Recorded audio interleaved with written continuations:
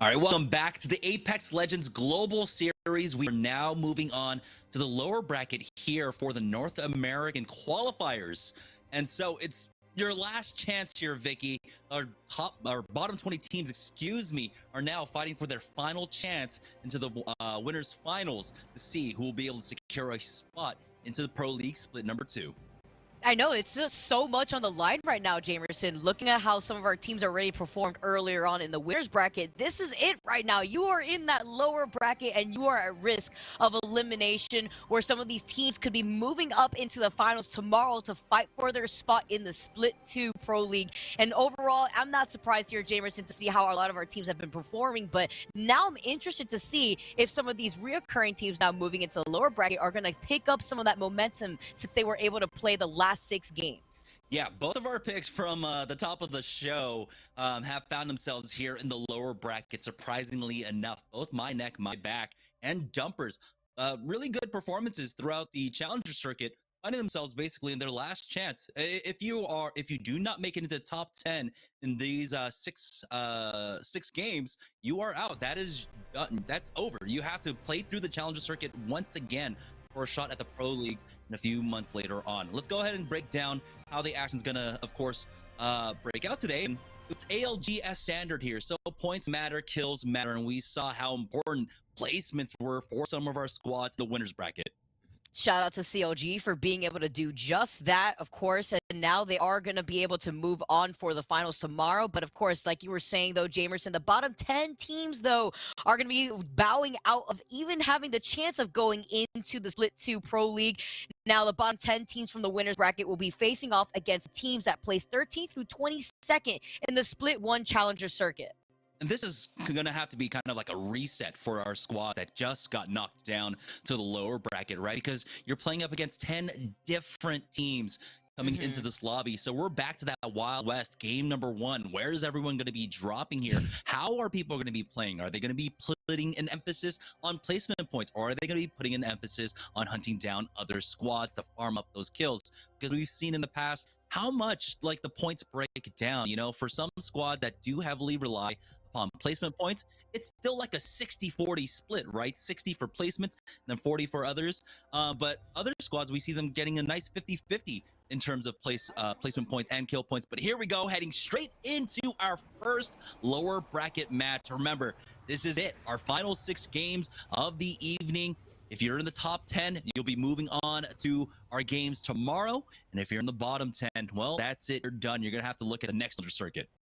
And there's always that chance to go through that Challenger circuit, of course, to be able to find your next chance into the Pro League. But right now, this is Split 2 spots on the line here, Jamerson. Everybody wants a shot of the action, and this is going to determine a lot for a lot of our teams and their futures as professional players. And we can see My Neck, My Back landing over here at Fragment. They are going to be able to try to loot up quickly, but now CCE, we're changing the action real quick here, as they are going to be able to loot up quickly here over at Lava Siphon. So a lot of these teams actually earlier on in our winners bracket were more than inclined to take these early 50-50s, but right now it's looking like CCE, they're in one of those early 50-50 actions now. Yeah, Lava Siphon, Fragment, and Climatizer. Those are like the big 3 where we see so much fighting taking place. So many teams in game number 1 trying to fight for position here. But CCE, they did a good job of trying to control mid. Unfortunately for them, they were never able to really control the gondolas, only walking away with 1 blue armor. They do have a player isolated here, and they can try to go for a 3-man swing,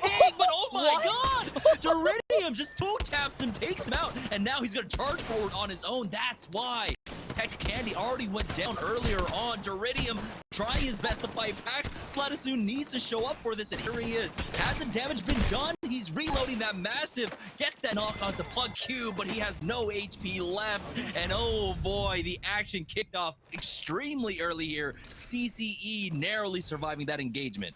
Chef's kiss for CCE to walk away with that 3KP, though. I was wondering here, Era just looks like they were done with it. They were done with the last of 6 games. Now they wanted to choose violence, but they faltered as they had lost that first teammate at the beginning start of that fight. Beautiful wingman shots from Deridium, but it is not going to be enough here as we move on. And look at this here, Jamerson. We got another Southern Circle making its way over. I'm wondering if we're not going to have as many Northern Circles that we had within the winner's bracket, and that would be quite interesting for teams like Dumpers. See, I love the meta right there. I love your strat. You start calling it out early on, and so, you know, caster curses, so we start getting the Northern zones once again. We had a very similar circle here to this one, I believe, what was in like game number 2 or game number 3, where it ended up pulling out towards launch site. But this one indicates a little bit further southwest pull for me. You can see a lot of the ring is actually going over that water. So I think it might be a tree ending, a very classical one at that. Optimal Ambition now making their rotate through. They actually landed right on top of a squad here just outside of Lava Siphon on that bridge. You can see Koala and Mikabe underneath them for now. Optimal Ambition, knowing that they don't quite have the HP advantage with Nade still sitting on that white armor, they're just going to try and position themselves instead and try and cut them off over at Lava Siphon. Yeah, it's going to be Sussy Bakas who are just going to be underneath this bridge right here, just trying to play this smartly, but you have to imagine some of these teams now making their rotation off to the right side of Harvester may get that high ground position around Sussy Bakas, so they know that they needed to start rotating away from here. They see this long range fight, but they would be forced to traverse this open ground, which is exactly not what they want, so they're just opting to go off to the side, but they have to be careful. There was that squad that was right on top of them. It was OA that you were noting before here, Jamerson. It does look like OA might have just rotated out of this one, so Sussy Bakas might have the room to try and maybe play for a bit more of a passive position, start playing that fence line, but instead they're actually going to go ahead and rotate more east and start making their way into Lava Siphon right now. They might be just trying to buy time to maybe get another Valkyrie ultimate in, as My Neck, My Back are just going to chain these redeploys. They're going to go ahead and run the eastern side of the map and work their way all the way to the south from there. I like this chance right here that My Neck, My Back is actually taking into consideration. Just playing this a lot more slower than we're used to seeing them. And Neanderthals, though, they have not slowed down. It's one of our squads that wanted to take those 50-50 fights in Fragment, and now they've made their way over to Line Slide. See, Blitzen taking way too much damage, and the longbow shot is what nails the coffin for Blitzen. See if Neanderthals can try to close this out, but Big Boy Borden is going to get taken out, and Romeo Pockets was actually just waiting in the back end by that dome. They find 2 here, but Neanderthals now having to play by these crates with Romeo Pockets as a solo. Yeah, he's got that blue mag wingman, and so that's what gave him the extra little punch there, extra shots to be able to secure those knocks. It's a 1v1. He's got the bat off. He's full HP, and he's trying to advance onto this position. Let's hear the barrels going down underneath him, though, which could give him a moment of pause. That nice PK shot. EQ might be knocked out here. There it is. The wingman comes out just in time. He'll be able to secure that team fight win for the Neanderthals. Now will he be able to get the full res reset? A little scared there, especially when you're playing by those knockdown shields, but man, we've seen before that PK shots could be so lethal, especially at that distance, but we saw the wingman shots coming out superior on top, and now My Neck, My Back are actually hugging the southern side here of where we're expecting the circle to be pulling towards launch site, and that's nice to note here, because that's going to be, again, a slowdown pace of game for that squad, since they're usually playing more so to get the KP, but instead playing positioning, and now TDG are now finding themselves in that fight. They have a Loba composition, and Bad Boys now pushing into this Caustic team. I'm surprised they even opted to go for that, and now they get cleaned up with TGT, rather only losing Girl in the process, and this is the type of composition that TGG has been running throughout the entire time. They've been running the Caustic, they had a bang at one point actually, and now just opting to go for these safer rotations. I believe that was Durango that was running that as the third party is coming in for casuals, but it was not fast enough. I believe the Raz did get off on the other side of this one, so it is going to be a full 3v3, but a nice Arc Star brings that down to a 2v3 as Ziffer charges forward, and he might go down. He'll fall to the ring ultimately, but that's 2 members of TDG gone, and that is going to be the fast res coming out for Ziffer. And so now the action has been so fast here in the lower bracket. In game number 1, we're already down to 17 squads. That's why I love seeing how the pacing for game number 1 goes and game number 5, because then you're at the last end for a lot of these teams to determine how they want to change things up. But game number 1 here, Jamerson, we get to see how chaotic a lot of our teams come swinging at the start to determine the pace of the following matches. Yeah, Tony ends up going down to the ring, and so it's all up to Durango as Sussy Bakas are now making their move on in over towards that tree side. So they are heavily favoring that, thinking this is going to be pulling over towards tree. There's still, of course, that option that it might go over to Lava Siphon or even to Launch Site here, but they'll have the resources to deal with that if it comes down to it. RAR XDT, he actually using that Valkyrie deploy, but they've got My Neck, My Back on the other side of this fight. Gotta love it right here. They're just trying to round the circle, or rather the corner right here too. You see RAR now just trying to play this patiently, but right behind them, you can't turn your backs here. They have 2 bunker openings that they could try to pinch RAR XD in, and now with this Caustic Trap, they're just trying to play this corner safely, but they're forced to drop down here to avoid this bombardment after using their dome. They've also used their Nox Gas Grenade, which is going to abate very shortly here. You can see Cody wants to look for an angle. He is on that Valkyrie. He can retake height if he needs to, but instead, he finds the nice angle off the ramp there. Does some decent damage before they swap off.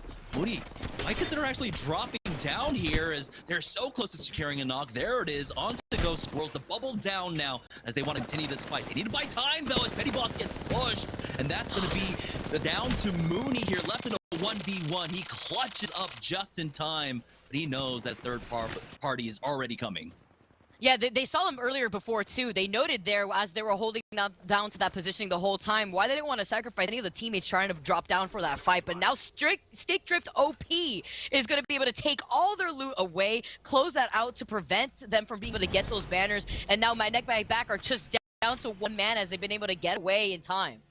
And so that's going to be Stick Drift OP in a very strong position. Look at that ring pull. It is going towards Launch Site, and it's pulling away from tree. There's some parts of tree still in, but you can see that the majority of this ring is in Launch Site. My Neck, My Back. There might be an opportunity for Mooney to get in, grab these banners, and maybe even run all the way over towards Lava City or Dome to try and get a res. If he does have that opportunity, you see Stick Drift OP just kind of lingering around those death boxes. CCE also gets to take a look at the action happening from right across the field, noting that they don't really have, for what I see here, the next information for that next circle, but they're just noting how a lot of these squads have already made their rotation over at Launch Site. Yeah. And teams also playing some passive position here on the northeast side of Launch Site right now. You got Frosty, Mollis, and Nifty Ames playing out in the open, but you know, this is a spot that's actually deceptively safe to play off of as long as you know your angles, you know the LOS that teams can play off of here, and FNS are doing a good job. They've got the late game composition and the armor to back it up as well, but they don't quite have the positioning yet. You can see they have 1 barrel that's safely in the next zone, and so they can try to play off that corner for like the next 5 minutes or so. I mean, the lobby is doing a good job of thinning itself out already. We're down to 15 squads, so they're already securing placement points. Yeah, and I feel like so far right now, things have slowed down for some of these squads. Maybe we'll be picking up more as the circle is going to close and force a lot of these teams to make that rotation. But take a look at the action happening over by Tree right now. You can see it as this squad on the high ground is actually determining whether they want to try to push in here, but it's so difficult when there is a Caustic, and it doesn't look like they have to worry about that as Boston Monsters actually is that squad to just rotate out. And they wanted to get out of this position because they didn't want to find them pinched like they do right now, trying to isolate Raven, who is forced to actually pop this shield bat here. Are they going to be able to try to secure some cover fire for Raven to meet back with the rest of Boston Monsters? This is one of the few Valkyrie-less compositions here, as their only mobility is going to be that phase breach coming out from that Ash. They are disconnected as Hollow tried to make his way across. It's going to be a defensive bombardment just to buy them some space to try and back away from this one. It's Neanderthals that have been poking and prodding, but they do slap back and they do actually force them to respect the position they're playing off of right now. And they are going to be able to at least still reset here too. Raven just needs to get on the other side here as Hollow was able to give that suppressed fire. Now just trying to look at their backs here too, looking at the fact that another squad could be rotating on the outside part from Harvester. So Boston Monsters are just going to try to play this safely off to the side here. And Neanderthals are the ones that are holding on to that building on the usual survey beacon building right outside of Tree. But they have the option to just rotate from the southern part of Launch Site. So that is an option here, but they still have to get through that squad that is off to their right, holding on to the other building in Tree. Yeah, Neanderthals just still playing on the edges for now, and they have an opportunity. They might actually just try and full send it onto the Boston Monsters. They should have the port very shortly with with their Wraith, and so that is an option for them. But we do see that there are plenty of teams still here in Tree. 3 other squads have not made the move quite yet. I'm wondering here, Asteria is also trying to make their next move too. There's another squad that are holding on to the other building that we were looking at. Seeing that Neanderthal's position would have forced them to try to traverse right past Asteria here. But they're just playing this patiently. Again, as the action has slowed down, it was very volatile at the very beginning, but now a lot of these teams are just trying to get that positioning. Moner's in a fight now here too. It's been nonstop action over at Lava Siphon. Yeah, they're still worried about a team coming up behind them, and that's why there is a team above them right now. And this is ring number 2, so that team can take the damage and go for that flank if they need to. So many different spots they need to watch out for, and it's dumpers on the other side of this one. You can see they're looking for their entry. Enemy trying to go for a peek on that doorway, but he does get spotted out by Moners. There's the peek, and Aiden is instantly cracked. Jimmy, though, answers right on back, and he gets the knock onto Kimchi Lee. The wingman shots, I couldn't even see it. He's fighting from inside the ring, and now Moners have the man advantage. They've got the 2-man advantage as Jimmy, oh my goodness, takes out all of them with that wingy. Dimmy said, I'm going to put the dump in the dumpers right now because he was going crazy with these wingman shots. So consistent. Was able to see that earlier on in their games in the winners bracket, but now you see Neanderthals trying to finally take this fight. They had the portal out too for some insurance policies. But the thing is right now, Runmio Pockets is now landing those wingman shots, building up that evil shield to red, but not overcommitting at the same time. They're going to have to start moving soon with less than 25 seconds now on the clock, but they do have the information of where that next circle is going to be. East of the Hunt is going to get popped by Blitzen as he takes that port. Ooh, nice spray down from Born, but what a thermite there, forcing out an early bubble from Born. Now they have to deal with this other squad inside the building. Nice PK shot with the 78 and the 90, and he might actually just get 2 for 1. He gets that first knock onto Big Nuggy Butt, and now a maze will fall as well. And Romeo Pockets takes up that kill. The armor swap for him, as eventually he'll go back to that red, but they need to be wary of this third party. You can see it instantly coming in. He's going to try and cover that door with the thermite here, playing off the stairwell for now. As Boston Monsters are trying to come in for the third party. Gotta go for that shield swap again, though. Boston Monsters with a perfect timing on this. They already get the knock so quickly, make it 2 now onto Borden. Now just trying to get the straggler from right behind, but does he miss here? Hollow with the crack. And they are also going to be able to take that roof advantage and immediately retaliate with the reposition onto the top of Asteria with that phase breach. Defensive bombardment has gone down, but they have the bubble. Luckily for the Boston Monsters, as Asteria are looking to try and defend this building. They're gonna have to. The ring should be pulling away from them. You can see the Arcstar already out here as the missile storms are coming in as well from another party. Reverum is gonna be forced to reset here as they use the bubble quite early, and so there is gonna be a moment of weakness for them. And they have to just wait this out right here. You see right now, Asteria just trying to still manage to keep them at bay. Ooh. Boston Monsters, though, nice grenade. Okay, now the bombardment's gonna be called in by Raven.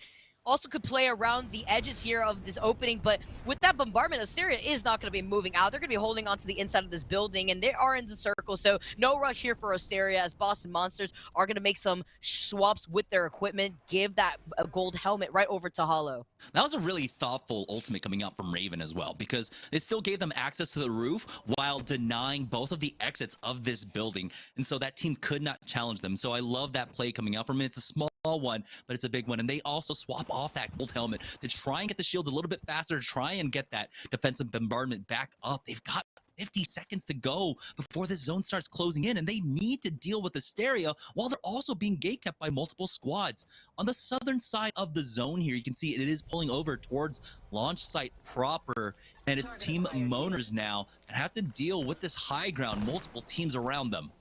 Yeah, and right behind Motors is actually Team Casuals, too. It looked like a two-man from that squad, though, so Motors maybe not worry too hard here over to their right, but not too sure if they know about it. They see that there is a squad already holding on to that high ground building, but wow, immediately gets taken out. CCE have moved in, wiped out that squad. They wanted in on the action. This was the same building that Asteria was holding on to originally. Yeah, Asteria ended up knocking out the Boston Monsters, and that was a great third party from CCE. Now Motors trying to hold on to their position here, but here comes an EMP, and it's a full three-man connect, slowing them down. No follow quite yet, but there it is. Box of T shows up, but OA fighting into 2v3 here as they continue to push up. They have not found a trade whatsoever. There's the next knock onto Blake. Instant thirst as well for Aiden Destroyer, and he needs to go for this armor swap, but it actually goes the other way. Never mind. And oh no, he's caught looted and he'll go down, as now Kodagami is the only one up for his squad. Defensive bombardment, and that's a goodbye gift, but CCE pick up some of those kills now as they have instantly transitioned into launch site with this round 4 ring closing.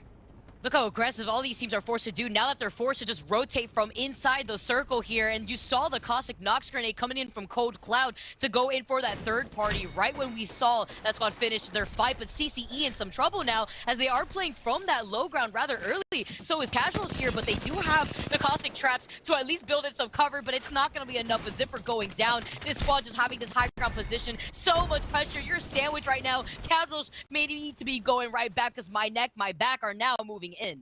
I'm so glad we get to finally check back in with my back. They were able to recover the banners and get the reses, and now they're in the top 7 position.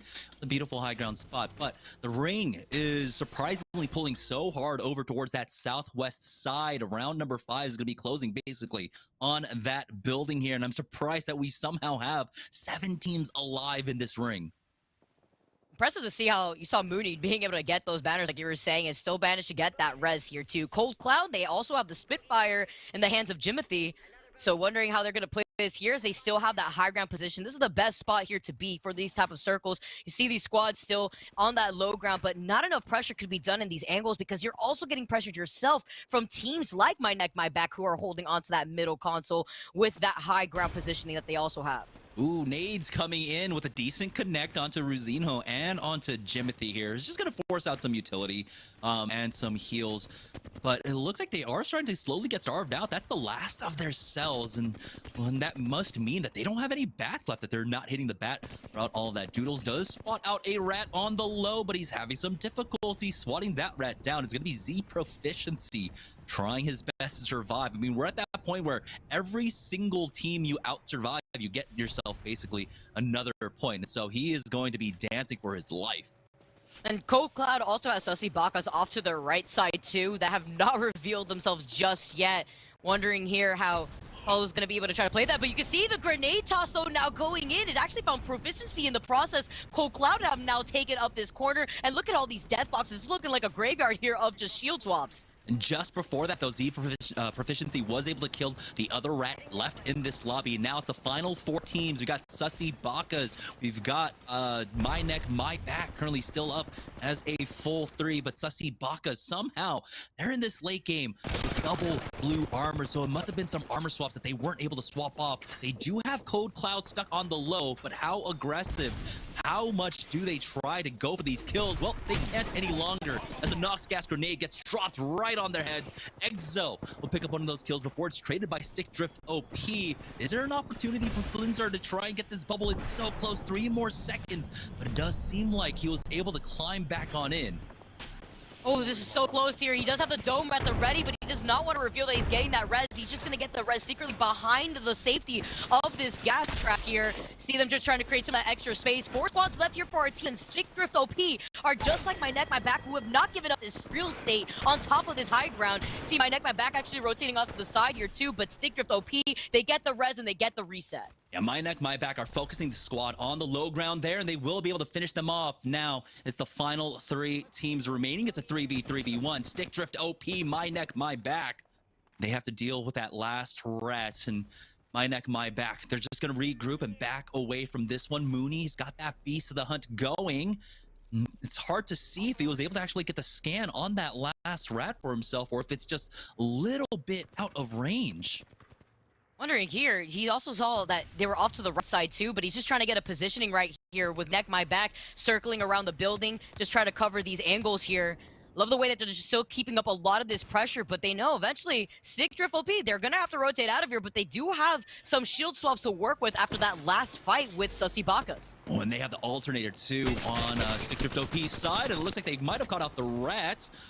As they back away from this one. Stick Drift OP, they have to remain focused. They have to realize who the last players are. And there it is. They got rid of the rat. So now all the unknown quantities are basically out here. But Petty Boss does have a nice angle set up for himself. And it's a full basically space control coming out from My Neck, My Back. They just need to keep an eye on the exits here as the bubble comes out a bit early.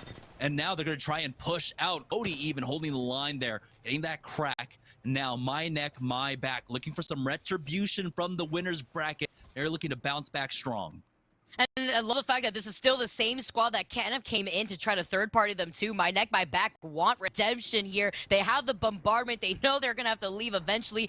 Now, right now, Stick Drift OP may just be waiting on that bubble, but they have to get out of here eventually. They're just having fun, but their angle, their exits may be blocked off here. And you can see Petty Boss already getting set up to use this bombardment. The thing is that My Neck, My Back have done nothing to force out a bubble early on, but it doesn't matter. It's just the full swing outs, and My Neck, My Back just absolutely demolished them. What a bounce back game for My Neck, My Back, who just did not have a good time whatsoever there in the winner's bracket.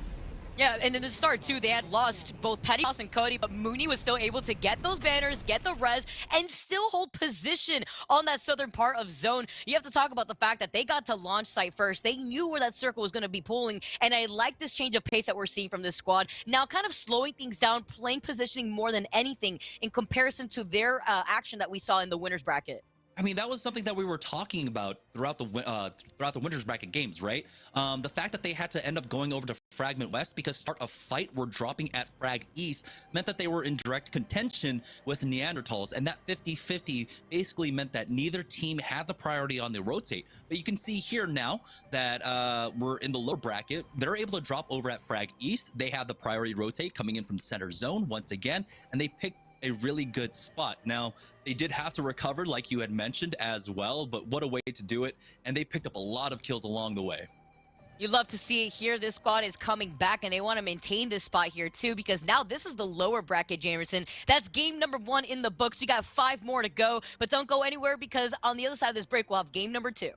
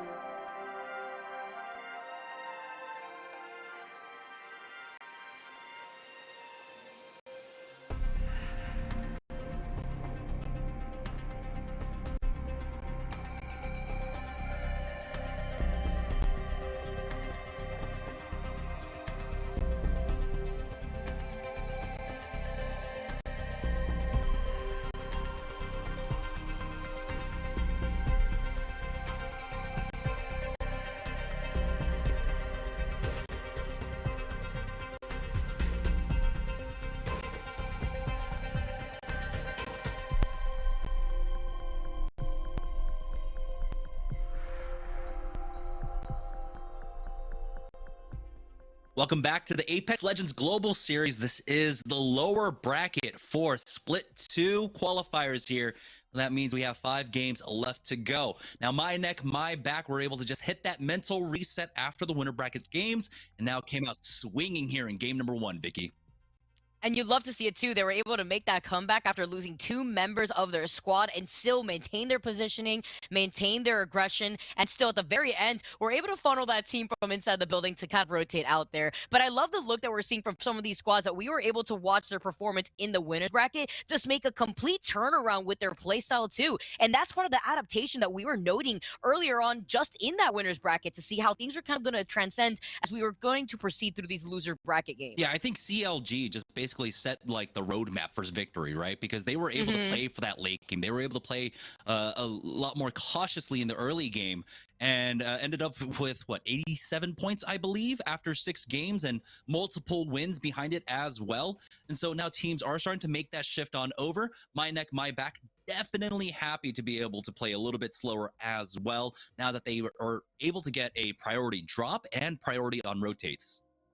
And, you know, nice to note here that Stickdrift OP and Sussy Bakas, those are the top 3 squads right after My Neck, My Back won that first game to try to actually rotate still aggressively here. And they were also able to maintain their position at the same time in that final circle. But Boston Monsters, we were noting this a little bit too with that bombardment to kind of allow Boston Monsters to recover. But the third parties coming in for a lot of these squads, especially by Tree, was so lethal when it came to whittling down some of their squads that were forced to rotate from Tree into launch site. And one interesting thing I want to note there is that we also saw Neanderthals having to take a position over there by Tree.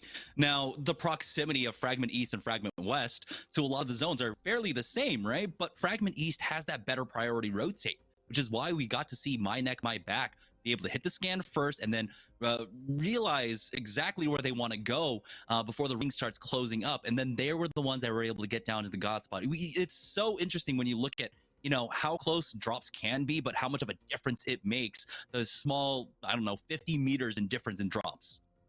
Oh yeah, and I think CLG also displayed that amazingly in the winners bracket where they were just able to just rotate so quickly with those redeploys, and that's why Valkyrie is so important here. But you see here, My Neck, My Back, they had some fun at the very end there when they noted that Stickdrift OP were kind of just stuck inside. They had used their dome earlier too, but I don't think it was enough time for them to just get that dome back before they were forced to push back. But now My Neck, My Back with 11 kills take that victory in game number 1 and secure a total of 23 points. A strong start for this team already with Stickdrift OP right behind them with 14 points. That's 7 more points than they got in the upper bracket, by the way, for My Neck, My Back. So yeah, this is definitely a strong start for them. We saw the cutoff in the winners bracket after 6 games. It was at 31 points. LKM were able to secure 31 points. And so if that is the metric that we have to go off of, My Neck, My Back are currently 8 points away from basically securing a spot in the top 10.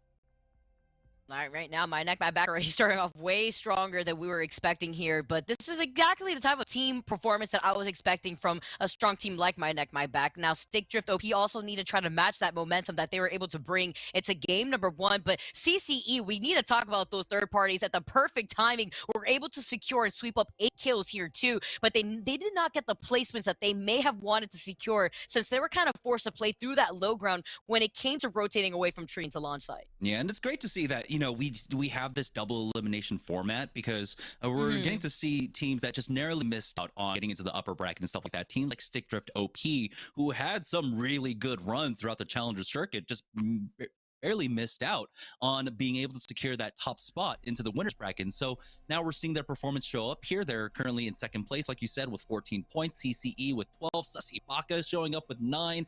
I mean, chat's just having a field day. Realizing that we have to say Sussy Bakas and My Neck, My Back for 5 more games.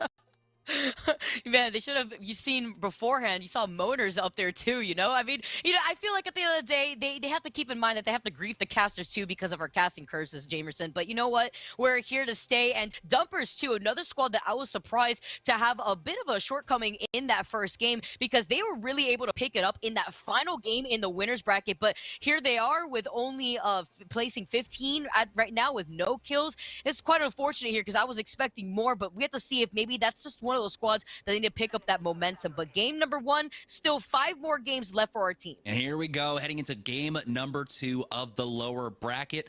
And we saw a nice bounce back coming out from My Neck, My Back. Now, will Dumpers be able to kind of channel that same energy? They've got that drop over at Thermal Station, which made it kind of interesting that they weren't able to actually make their way over towards launch site quickly enough when they should have had a priority rotate on that. Does seem like we're on board with the Boston Monsters, who are taking trials right now, and it looks like they've even got the western side of Skyhook. And so it's great to see that they were able to rotate as fast as they did to get down towards Tree. As the ring does reveal itself, it looks like this one's interesting. Staging Thermal Station, possibility of ending here. We're still waiting on a beacon scan though. Yeah, this is really interesting to also see that this is the same type of circle that we had seen in the winners bracket, where it kind of pulled over to the east side of Countdown in that open area where we saw COG just waiting in those trucks for the entirety of their position and just kind of getting that KP as teams are rotating away from Skyhook, away from the southern part of the zone, away from Landslide. So this is going to be interesting to see how teams like Dumpers actually are going to be able to rotate away from Thermal to make their next move for that position. Yeah, Team Eclectic. Oh, it's actually going to be over them for that next circle. It's going to be that weird Thermal Station staging circle, right? Where even though a lot of that zone is basically in Thermal Station, there's still a high likelihood that this can hard pull over towards that staging side. So for a lot of our Valkyrie teams, they're going to be prepared for this. Speaking of a Valkyrie team, it is Team Eclectic here at Countdown right now. They're getting their usual loot at Countdown. They've got the purple and the blue for themselves. There we go. Lox is able to find one more in the center of Countdown, but it rotates a little bit slow. It's a minute 50 before the zone starts closing in, and they need to start considering how they're moving in. For Dumpers, though, looting up all of Thermal Station, and they've only got 2 blues for it.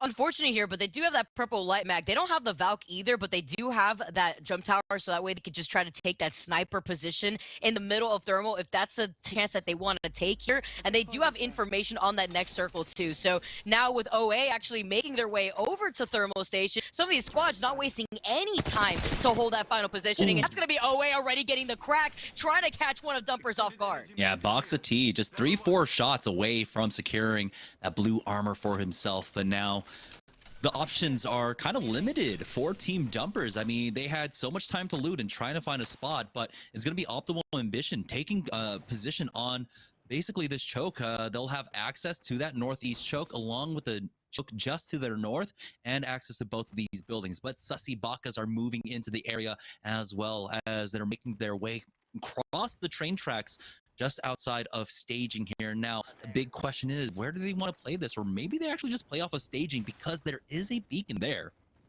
Yeah, it looks like they were wanted to opt to go for that beacon to maybe plan their next moves, but they're going to have to do so quickly because then we have Team Eclectic right here now making their move right over towards staging, leaving Landslide, leaving a trail of gas traps along the way too, because that's some extra intel just in case another squad wants to rotate in this direction here. And Asteria already in a fight now, very familiar with this side of Tree. We saw them just in the last game holding on to that building right behind them, but with this early fight, you could see already some pings getting put down in Asteria, repping the gold Evo and purple Evo at the same time, so they're feeling pretty confident in terms of loot. And Asteria love taking these early fights. I mean, they've got the composition for it. They've got the Bloodhound with the Beast of the Hunt. Beast of the Hunt already popped there, but you see that team has instantly backed away all the way as far as you can get.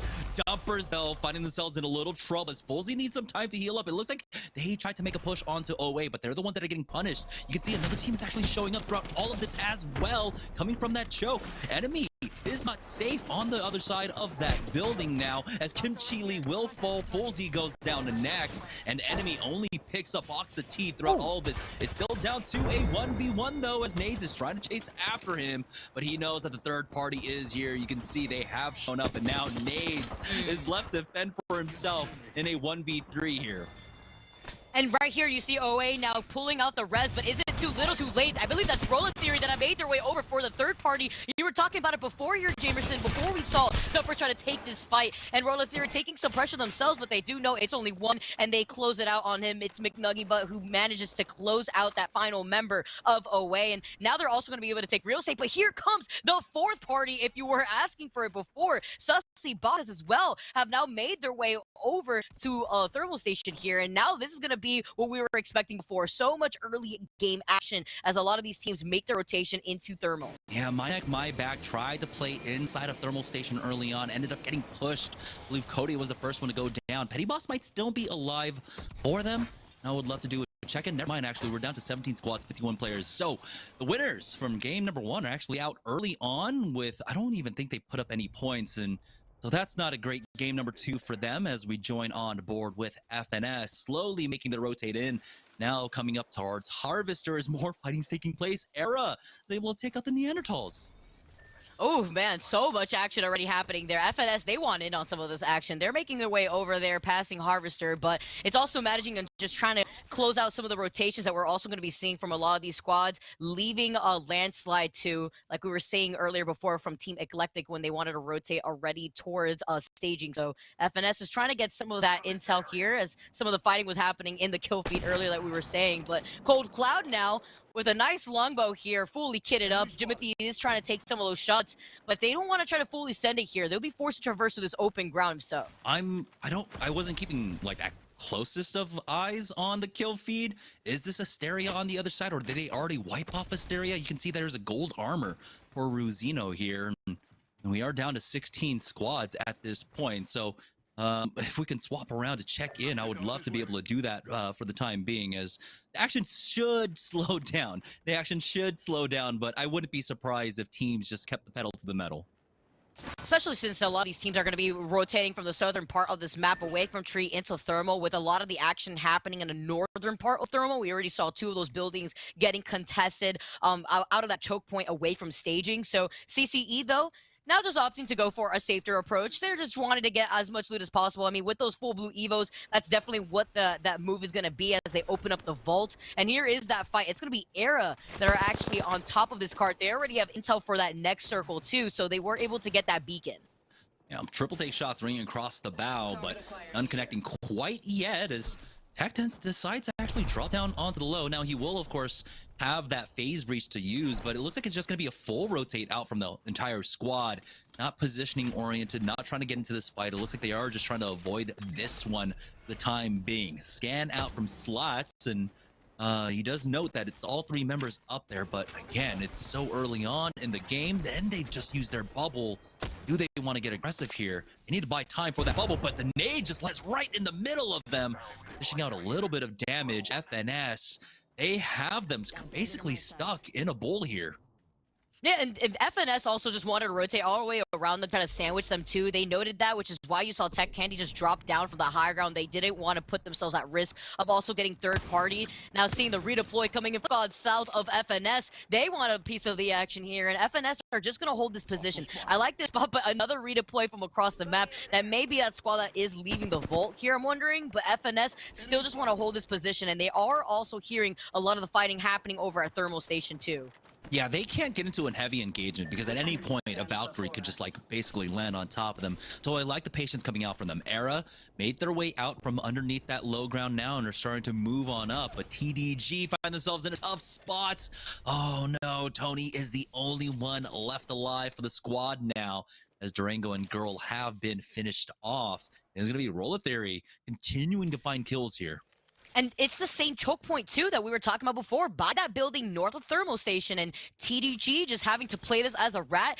Era just maybe trying to take a better position. I mean, you're going to have to forcibly take this better spot, but it doesn't nail it right on top of the high ground. Unfortunate for that phase breach, but maybe fortunate enough to just drop down and keep rotating out, because that's going to keep Team Asteria, I believe, that's on the high ground right here, just from trying to rotate out of that situation. They can't drop down because they're getting pinged by triple takes themselves.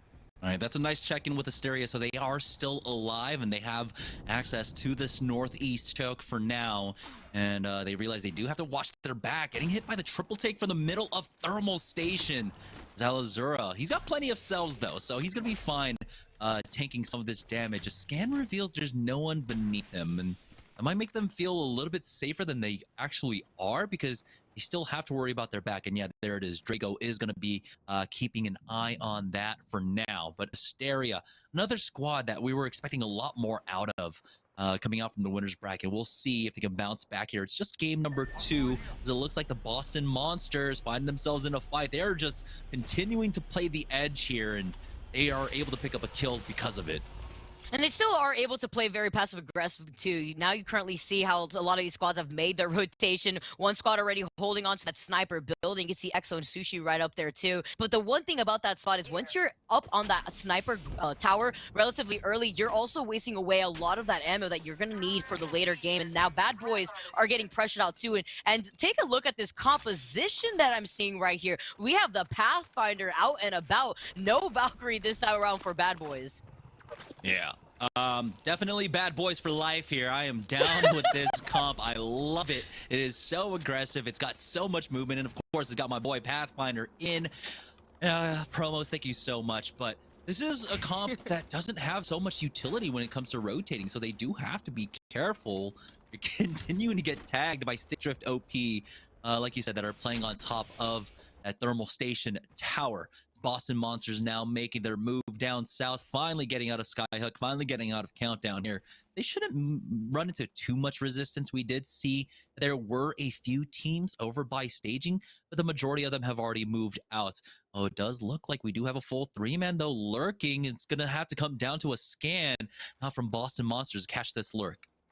Trying to see, though, Boston Monsters, they know that there's trouble afoot here, and it's going to be Moaners who are waiting on the other side of the rocks, but they have the Bloodhound scans. You do not get the jump on us, as Boston Monsters are forced to utilize this dome relatively early here. The other dome is going to be called out from Moaners. See, Boston Monsters is trying to play this by the edge, but this is still going to be a lot of attention put onto Boston Monsters as they make their way away from the circle, and a lot of other squads kind of waiting on the other side by staging. Oh, Dibby plus the wingman. Who would have guessed it? Getting the knock onto one member of Boston Monsters, and they've already used their bubble, so they are extremely vulnerable now. Having dropped down here to the low ground, they're going to try and utilize this knockdown shield, but the decent damage out from Raven might actually keep that team at bay. One more sec for the bubble, and he might actually be able to get the fast res, and he's got the gold bag as well. Ooh. Instantly back in, and if they want to retake height, they should have the option with that Ash. We'll see, though. As you can see, they do go ahead and send it on up. They've got the first knock that's traded back as Timmy will go down next. Boston Monsters instantly turns the script onto them. Hollow, though, needs to close this one out, and he doesn't. Aiden Destroyer coming in and cleans them up. Moaners somehow win out that fight. I cannot believe what I just saw. After what we had just seen from Boston Monsters, they had the knock with the Arc Star. Moaners somehow win out that fight. I cannot believe what I just saw. After what we had just seen from Boston Monsters, they had the knock with the Arc Star, and they still, with the gold backpack, lost that fight. Moaners are counting their blessings, but what a way to still survive that. Now we're taking a look at Air Eternity as they are getting pressured by the tunnel. This is one of those squads that were forced to play by the tunnel from the very beginning here when they were forced with some resistance from Asteria, who were holding onto the high ground and still currently are after seeing that scan from Slatson. They do have the Beast of the Hunt going right now, and so you can see those scans going out every 6 seconds or so. They're just going to go ahead and opt to drop down to the low blind, and surprisingly enough, and looks like they will have a bubble to survive. Slatasun dropped down to about 30 HP. Now, FNS looking to try and gatekeep Moaners here, but honestly, they missed out on their opportunity. If they wanted to try and go for the third party, they needed to do it instantly, but they did not. And now it's going to be Moaners getting a moment to just reset here for free. Maul's is keeping an eye on him. He's gonna get tagged by the missile swarm and that and the tether here, so he's just gonna go ahead and give up height. Yeah, just gonna have to back off. Did put in a lot of pressure though, building up some of those Evo Shield damage right here. So FNS now still playing the high ground, and the action has not whittled away now at Thermal Station. The bombardment has been called, and look at the amount of teams just hugging kind of this building in the first place, and this is where a lot of the action kind of unfolds. It's Team Eclectic that we're taking a look at. They've already been able to get the caustic traps put down from that squad who are hugging the inside of that building right now. And you can see exactly why they're on the minimap. It's going to be a classic pipe platform ending on the western side of Thermal Station. So that's why all the teams are there. They've got the building taken up along with that circle building, donut building here, as FNS finally starting to commit their utility into this fight, but they're not really getting any connects with it. And so Team Moaners are just actually moving across as casuals are coming in as well just behind them. They've got to be careful. They can get flanked. And with that Nox grenade, you also have to be careful as they make a rotation over inside the circle, but the Dome actually helping them out. You see Ziffer just tossing at the same time. The Dome comes in, but Ziffer taking way too much damage here. Akuma Night Casuals are on the other side just trying to find a flank, but the bombardment puts down enough damage to clean things up, give him that insurance that he needs to survive another day, and Casuals come out on top after that fight. Yeah, and so Casuals are able to just punish the tunnel vision coming out from that squad, get the +3 along with this side of the zone for free. And actually, take a look. Moners and company are able to move up. And so this choke is still available for them, but now they have to figure out how are they going to basically cross the expanse of Thermal Station to the other side of this zone. It is pulling down towards the south here. They've got a team to their back, another team. It's the same squad that's still up there. Roller Theory still playing off of the houses. Eventually, they're going to be forced down as well. Also wondering here with that redeploy, do you take the risk in this situation? There's 12 squads left so far in this lobby, but you know what the risk comes with this redeploy, especially with Roller Theory still holding on to that high ground here too. So Moners just trying to plan their next moves. They see a portal right in front of them too. So now just trying to know which of these squads have already gone for the rotation, but they're getting pinged by the triple take over by the sniper tower. So Moners are already in the line of sight of 2 squads at the moment. They've got some decent armors to try and make this push as well, and they need to do it now. 20 seconds to go before the zone starts closing in, but Demi goes down. It was a Maze who did get traded back, but Aiden will fall next. Alizura from Asteria showing up here. Now coming in for the 3P. Kodagami holding the line, though, for the time being, playing off his bubble and doing some great peeks off this fence, chasing after McNuggy, but taking him down with that massive. It instantly turns around. He needs one more shot to take out this raid. There it is. Wizzy will fall, but it's not quite enough. Amaze is still alive. Now, will Asteria show up, or will Amaze be able to get these reses off?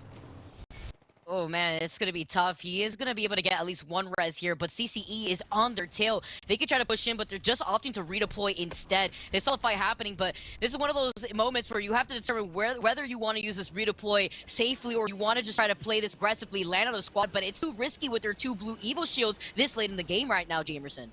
Oh, they had a chance to actually try and play the blue bit. There we go. They are dropping for it now. Right onto the house, actually, instead, which could have been a mistake. You can see that stick drift OPR there as well. CCE trying to hold it down. So many teams still alive here in the late game as CCE just eating up all of this gas. Ivan needs to take a moment to hit up a med kit, and he's lucky that no one from that donut building is actually pushing right now or even turning towards them. He does get that med kit off, but he gets tagged once more. A port coming out from Flux just in case, and you can see why you should have been playing for those blue bins instead. Ultimately, porting back here. And at least with the port, they do manage to get to the safety of these bins. They can try to reset for a moment because they were in the line of sight of 2 squads, but these grenades have been so lethal. Ivan goes down now in the process, and CCE, they don't want to poke. Again, they have those blue Evo shields that they're still working off of. That's why the redeploy was so risky too, aside from the fact that there was still 12 squads left at the moment. Now with 10 squads in total here, CCE, they can pull off the res. They're not going to get contested this time around, except from right behind them, and they are going to be able to just quickly get out of their line of sight just with these bins that you were talking about, Jamerson. Yeah, it's just Wizzy here on his ones currently, but it's okay for him because he's got the rest of the team showing up. Rolla Theory. Ooh, with the Kraber in hand, 3 shots left for Amaze. So good recovery for them. No one really able to punish that. They were down 2 members, and there's the headshot, but they really can't do anything off of it. It was just a knock, and they're still on the other side of the lava, unfortunately. So these Kraber shots not doing much for them because they need to reset themselves. But it does look like it's going to be CCE going for a full push onto them. They saw the opportunity, they saw the knock in the feed, and so they are going to be pushing in right now. But Roller Theory, now that's going to be their window of opportunity to push in with this alternator that you see Amaze has. He sees the opening, he sees it off angle, he cracks too, but he's taking too much pressure by himself. The bombardment also going to be pushing in, and Roller Theory just now down 2 squad mates. It's only up to McNuggy but to make something happen here, and he hears the res going on. So does he disengage here to try to reset? And that's exactly what he's going to end up doing. Oh, he's going to allow them to reset because a third party ends up coming in. Flux is the only one alive now for CCE. It's still the top 7 squads here, so he needs to desperately survive every single single position that you out-survive, that's going to be another point essentially here as Asteria now forced out of their high ground spot, dropping down with a bubble. They will be able to finish off Z Proficiency. It looks like Asteria picking up a number of kills. There it is. Mika B and Sheeny going down now. But they are left without their bubble. A defensive bombardment has been used. Their bubble should be able to outlast this, and they should be able to survive as somehow they back away. Bad Boys, they get their attention drawn away from them. Unfortunately, Zednam was trying to force that fight onto them. There it is. McNuggy Butts gets finished off, and now we're down to our top 3 squads. What a destruction of a match this has been at the very end here. Bad Boys in another situation to try to keep themselves in the league here, and Bad Boys are just trying to take an off angle. They get the scans. They also have the Beast of the Hunt that you can see Yobin actually pop off. Here's your boy Promos here too, Jamerson, with the Pathfinder. They've been able to take advantage of this positioning at the very back for the entirety of the action that's been happening in the northern part over here by Thermal Station. But Asteria does have their eyes on them, and they do know that they are on the other side of this rock, so they're just playing this corner safely. Yeah, it's round number 6 closing in just another second here. Now they are going to be the first team forced out of their spot. Promo setting up a zip line just 2 inches ahead of him essentially here to have a little bit of extra room to actually play off of. It's small tech, it might actually help. We'll see in just a moment. You can see Bad Boys have a lot more ground to play off of. Asteria are going to be forced out of their cover now, and I like that Bad Boys are splitting up with that small bit of real estate that they have. They're making sure they cannot get taken out by one nade, but they have to be worried about their team due north of them on the pipelines right now. Zednam is the only one covering that angle, but you can see both teams realize Asteria are going to run out of options very shortly here. Oh, and it's Cold Cloud that's actually off to the other side right here, too. They also saw that zipline was set up in front of them, but they're just going to be sitting steady here, just wait for the opportunity to find these pokes. I love this position that I'm seeing here from Zeno. He's just managing to put in so much poke pressure, but without having to overly expose themselves as his final round closes it right behind them. Now they will have more cover to work with. There you go, sliding in, but Asteria will have LOS onto them. Zednam and the Bad Boys pushing up as well. Ooh. Great thermite out from Zednam, connecting onto 2. They have to worry about the other squad again once it comes down to the final 3 teams. It's the first 2 teams that end up engaging that ultimately end up losing. Bad Boys do not want to be put into that sandwich here as the Beast of the Hunt is popping for Yub, and he throws down the scans, and he knows exactly where everyone is. He knows one's on the high ground, and he's trying his best to play around it, and now Code Cloud are forced out of cover. You have that phase breach being used, and Zednam gets the knock onto Doodles. Code Cloud now down to just 1. Ruzino trying his best to survive as he does get 1 knock at the very least, but now Promos comes in. Zednam might fall here, but it's the Bad Boys who end up taking the win in game number 2. That phase breach, though, at the very end, it looked like it caught one of the members of Asteria off guard there. But right now, Bad Boys were just in such a great position off to the left. And look at Promos flexing the Pathfinder that he's been able to rep here. No Valkyrie, by the way, so they were forced to make those rotations very early on when they decided to hold that last circle positioning. Yeah, fantastic win coming out from the Bad Boys there, and you know, this is a great turnaround for 2 of our squads so far that were knocked down to the lower bracket. My Neck, My Back winning game number 2, and then Bad Boys here winning game number 2. Did I say game number 2 twice? Doesn't matter. Game number 1 and game number 2. And so it looks like it is a good reversal of fortune so far for our teams that were knocked down to the lower bracket. And you'll have to see it too. Again, that's that momentum that I was talking about before, how it's going to alter the results here going down to our losers bracket with a lot of these teams coming fresh out of those last 6 games, Jamerson, in the winners bracket. They are warmed up and they are here to try to take revenge over the rest of the lobby. And Bad Boys are doing just that with their win in game number 2. And I believe we saw My Neck, My Back fall rather early in that game too. So I think that's going to be interesting to see how that's going to shake up the leaderboards a bit. Yeah, so we're going to go ahead and take a short break, and when we get back, we'll have game number 3 of the lower bracket after this.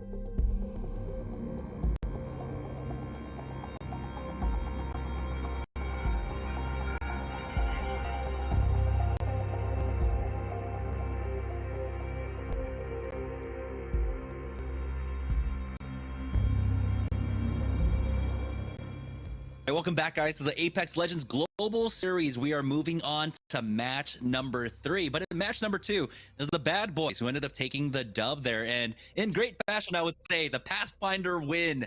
Oh, you love to see it.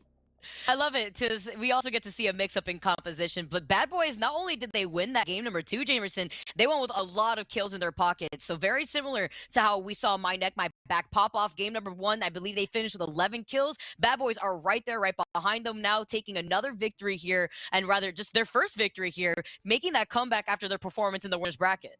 What a fight here from Boston Monsters. It was so close too. It was a quick turnaround after the reset. They got the bubble res and then tried to turn the tables onto the squad. But FNS here also getting caught out. I believe the third party ends up coming their way throughout all of this, or this was the third party as they crept up behind them. The casuals did to clean them up.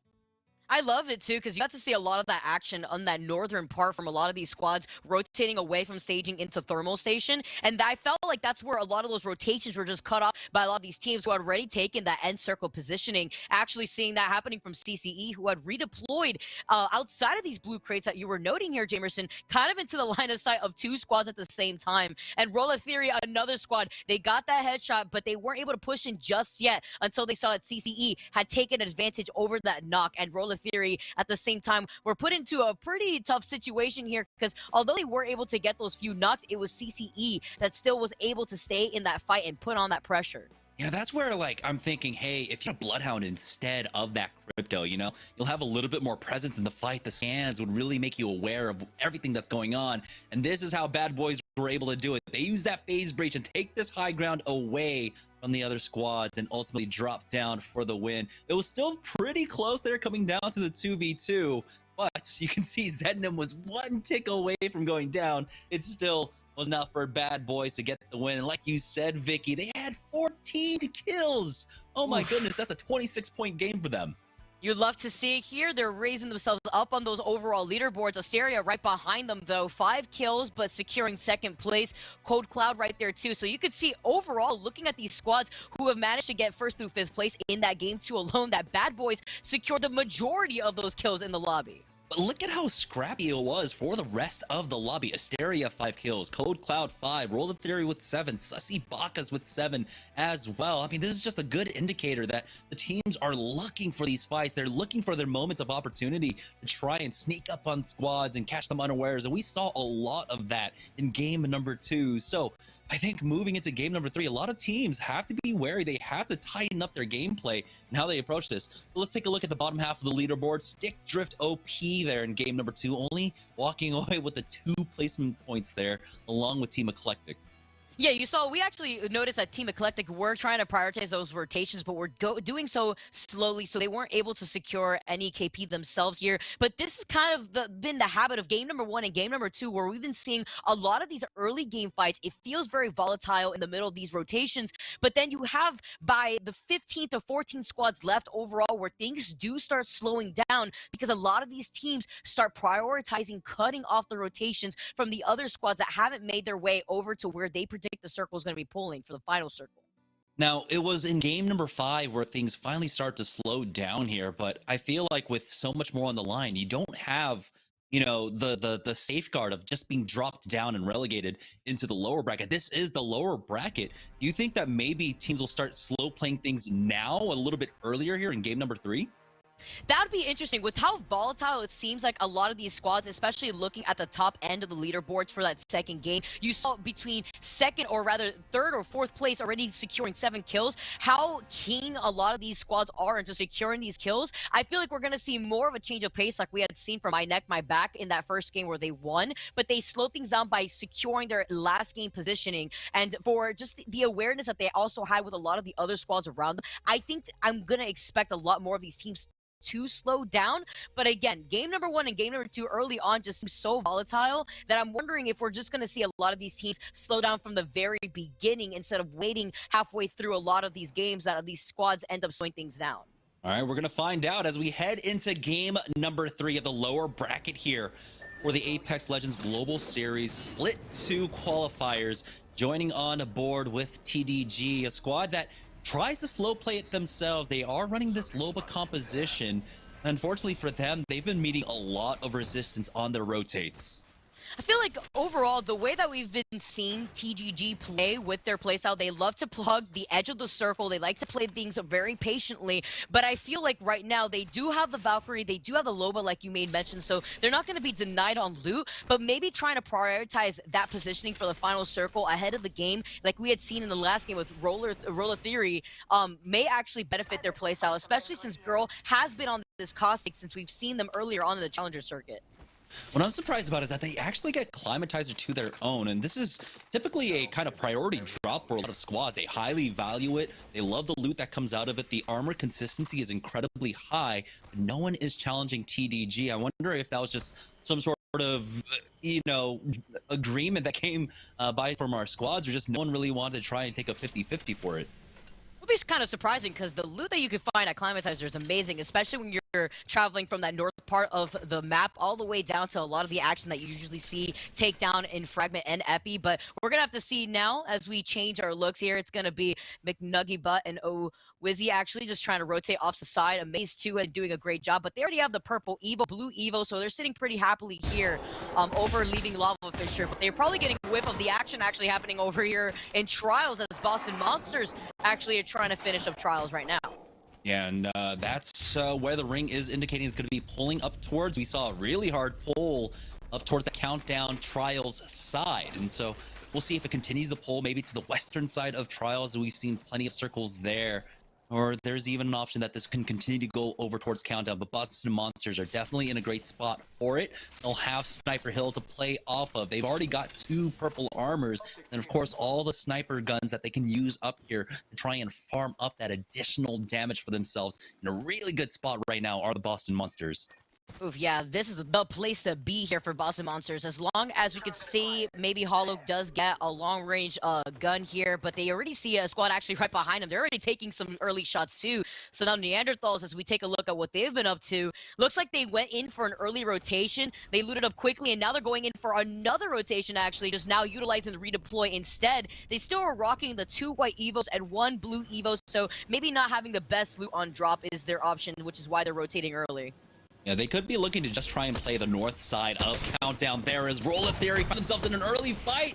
Oh, that's going to be the Boston Monsters on the other side of this one. And it looks like it's a repeat from game number 2. It's still traded back and forth. It's a 1-for-1 for now as Wizzy does go down. McNuggybutt once again left on his ones here as he's trying his best with that Eva, but he does not have a bolt on it. And it feels so excruciatingly slow as the reses are coming out. It should be a gold bag res. Never mind. Surprisingly enough, no gold bag res for them there as the Neanderthals show up a little bit late. Yeah, but now Neanderthals have taken the real estate that was left behind by Boston Monsters. So now you currently have the squad here holding on to the best position on this high ground of Trials, as you saw that Boston Monsters had just dropped down to try to secure that KP. It's important here, but now Neanderthals could be pretty comfortable in this position. Just wait for these kills to just come to them instead. And like you mentioned before, there's a bunch of snipers on that high ground that they could work with if necessary. Now my neck, my back, though, in an early fight here in the middle of this rotation, they do know where that circle is going to be pulling, but not before finding themselves in this engagement. They're sitting on basically the same armors that we saw Neanderthals rotating out with as well. Double white armors along with that blue. So a tough spot to try and fight on the bottom side of Countdown here. They're going to go for the Valkyrie deploy themselves. This one's a little bit riskier because they were slower on the rotate. There aren't as many spots open for this one. They're just going to go ahead and make their way on over towards Skyhook. Maybe try and really hug the northern side of this zone, but they're veering a bit more towards the center now as we got a first knock coming up from Eborn. Can the Neanderthals punish this one? It looks like it's way too far away.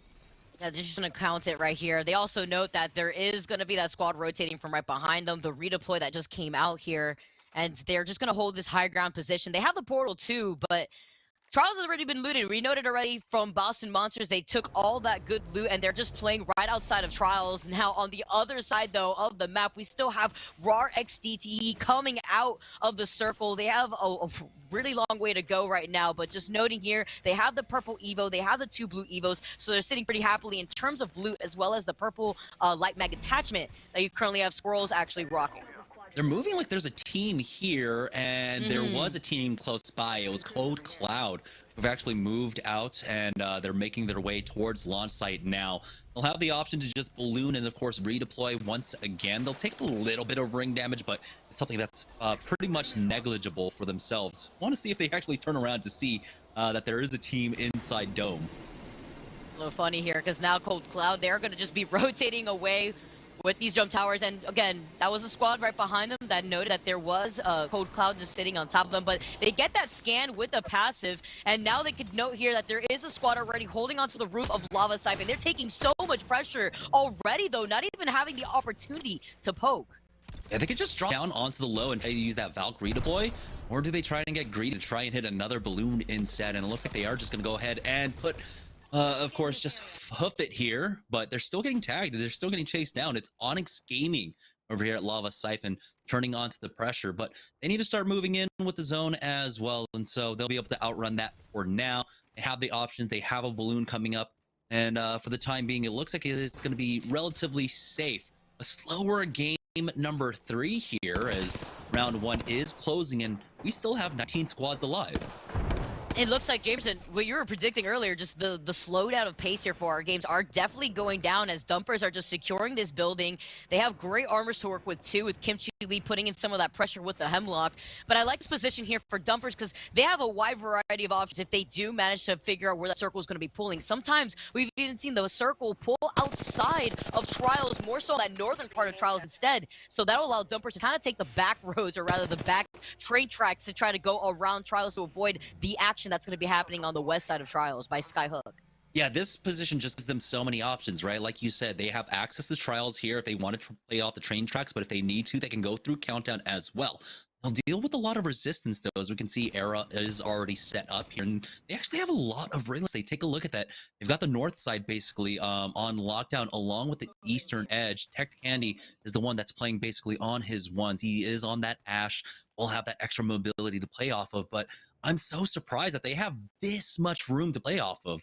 Especially at this point, too, you're seeing a lot of these squads with Valkyrie, but no redeploys coming to try to take this space instead. A lot of teams just, I guess, opting to go from the northern side of Countdown, maybe trying to rotate by Skyhook, because now we can see OA have already made their way over to Trials, but they're forced to play on that bottom ground, because we saw that Neanderthals earlier had taken that real estate on the high ground. They are a crypto squad, and so they'll have access to that drone. They'll be able to go out and basically scout out for free. And we do have a number of squads that are over there by Skyhook. That's going to be very valuable information for them. They're going to realize that they need to keep their east very clear here as they try to hit that beacon, and it's just nearly out of range. Did he get it, or does he need to just move up a little bit more? And it looks like maybe he actually got it. Okay, wow, that'd be pretty impressive. It looked like he was just okay. No, he wasn't. He was like literally just a centimeter off. Oh, but it's okay. He repositions. They get the next circle, and now they know that they are safe where they're at. The circle will be pulling in their direction, which is going to be even more chaotic for Neanderthals to waver off any of those aggressors trying to take real estate on the high ground by Trials. But Bad Boys now playing on the low ground, playing off to the side of Skyhook. We saw that there was a bunch of other squads now already taking up that space, but this is the north side of Trials that I was talking about before, where we've seen the circle end up pulling sometimes. This is very similar to how Bad Boys were essentially playing the last game. It's just kind of flipped, right? We had a southern zone. This time it's a very northern zone, but in the same direction. And they're trying to play slow slide. They're trying to avoid a lot of the congestion on the south. As Kodagami finds himself a knock onto Sussy Bacchus' Koala Bears. Asteria, though, finding themselves in a fight just outside of the hot springs. The scan's down, and they realize it's the full 3-man inside. They have to deal with caustic barrels. I want to see if they've got any more nades. 2 arc stars here for Rev as he goes for that window angle. Unfortunately, it hits that window pane. He's not able to force anyone out of position. He'll have one more go at it, though, with another arc star.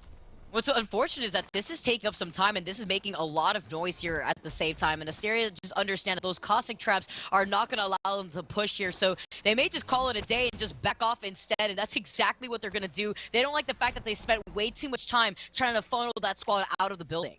It was their last little bit of utility as well. Those arc stars are extremely valuable, but now they're not going to get any value off of it. They do at least get this beacon scan before they move in with the zone. Era Eternity just outside of Countdown now. We were talking about how much space they have to play with. Remember, Tech was roaming around that north side before, and they've got all of the eastern edge. It's almost all of Countdown to themselves. And it's still available. I'm so surprising here. Bad Boys in some trouble, though. They've lost the promos in the process, and now Yuban goes down too. Zednim won't be able to survive with that crossfire, and they look like they were just stuck in a hard place here. Casuals want nothing to do with some of that action as they're just hugging the edge of the circle here instead. And you can see as they're just trying to play this passively before they make their next move. They are running the two big boys too, so they want to secure a building with that Cossack, just like TGG has. Yeah, they got that Loba ultimate down. The Black Market Boutique will make it extremely safe for them to scan the loot on the other side of this one. As FNS are trying to show up and pick up that loot as well. They have to deal with the casuals playing off market side, poking and prodding at them.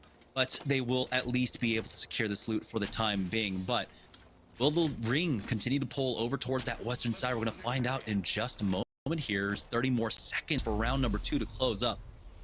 You see, I also heard an EMP happening right on the right side of FNS. They're just going to try to take this redeploy, get out of here, all at the same time. Maybe taking some of that circle damage. It's not going to be a big deal here. It's going to be ring 2 here, and they are going to be able to start rotating in. But again, it seems like it was OA actually that was in that fight from before. CCE is also popping off in the feed, finding some of these knocks right outside of Trials, and it looks like that's exactly what OA is hearing here. They want a piece of the action, but with that Nox grenade right in front of them, they are unable to do so, especially with that dome now down too. So OA may be in some trouble here, noting that there is a squad right outside those bunker doors. Yeah, Blake realizing that is not one of those doors that he can body block. That's just the door that slides open. He backs away to some cover as CCE just completely wipe Stick Drift OP off the face of the map.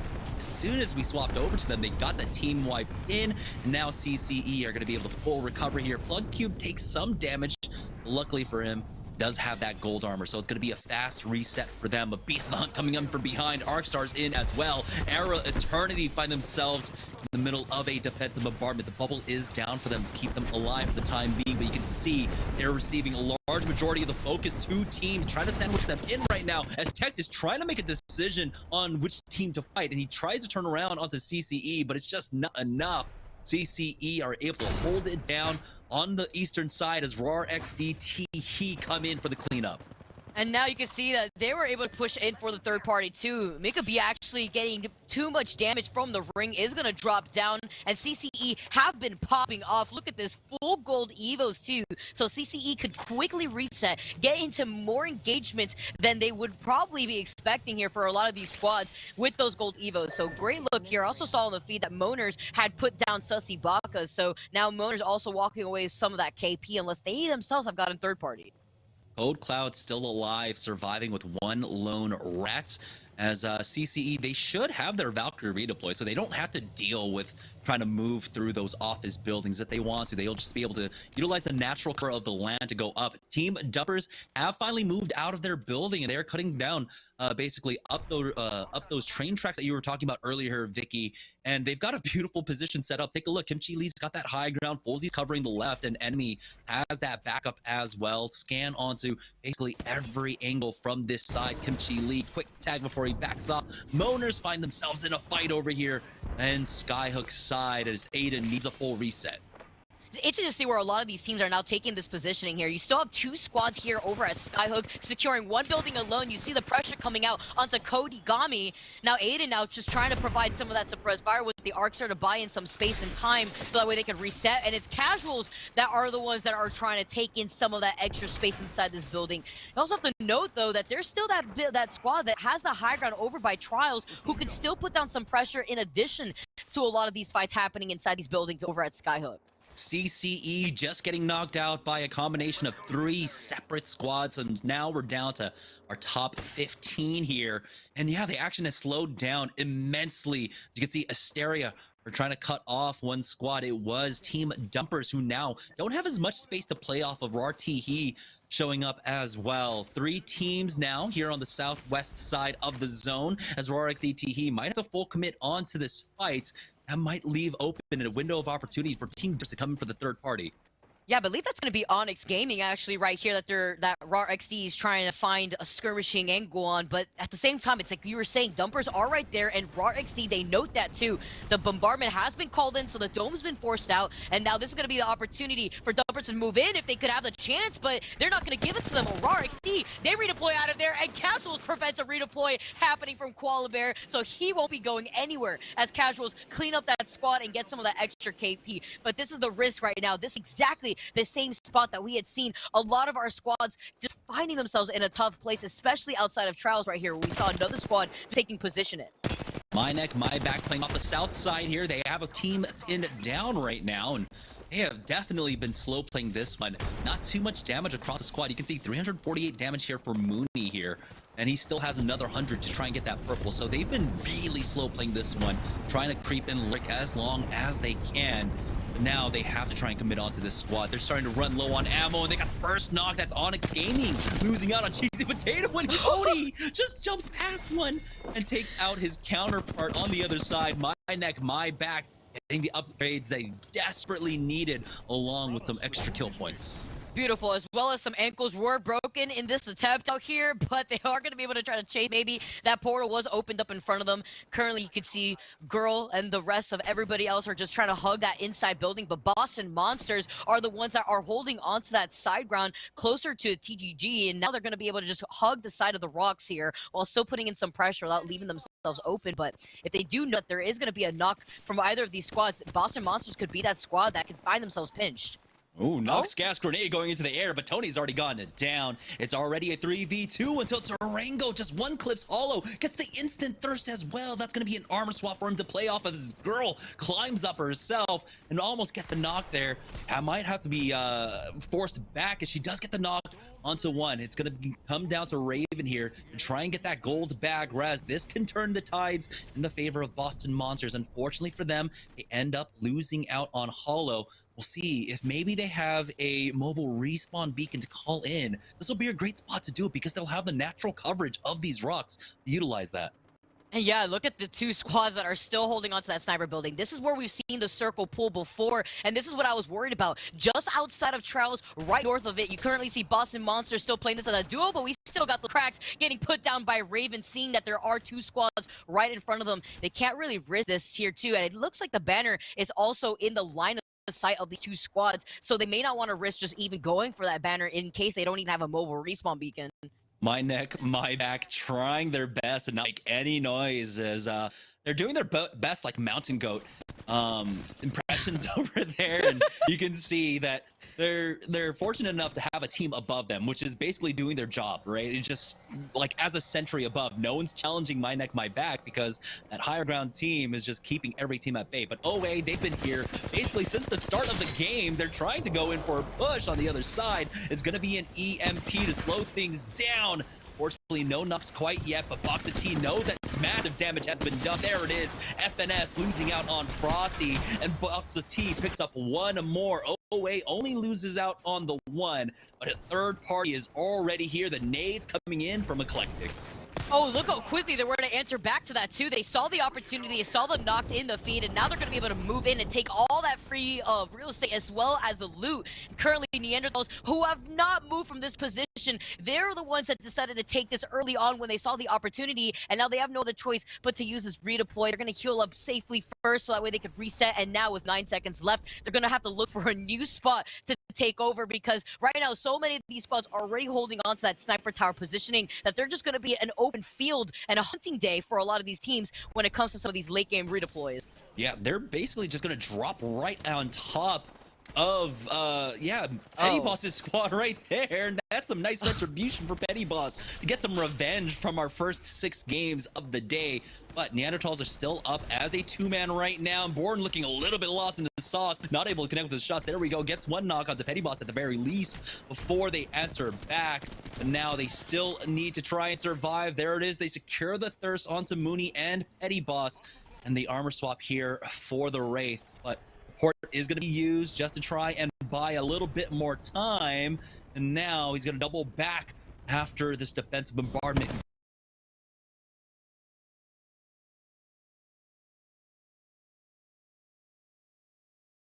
be able to finish off B-Born and get one more as well. So it's the final 3 squads now here for game number 3.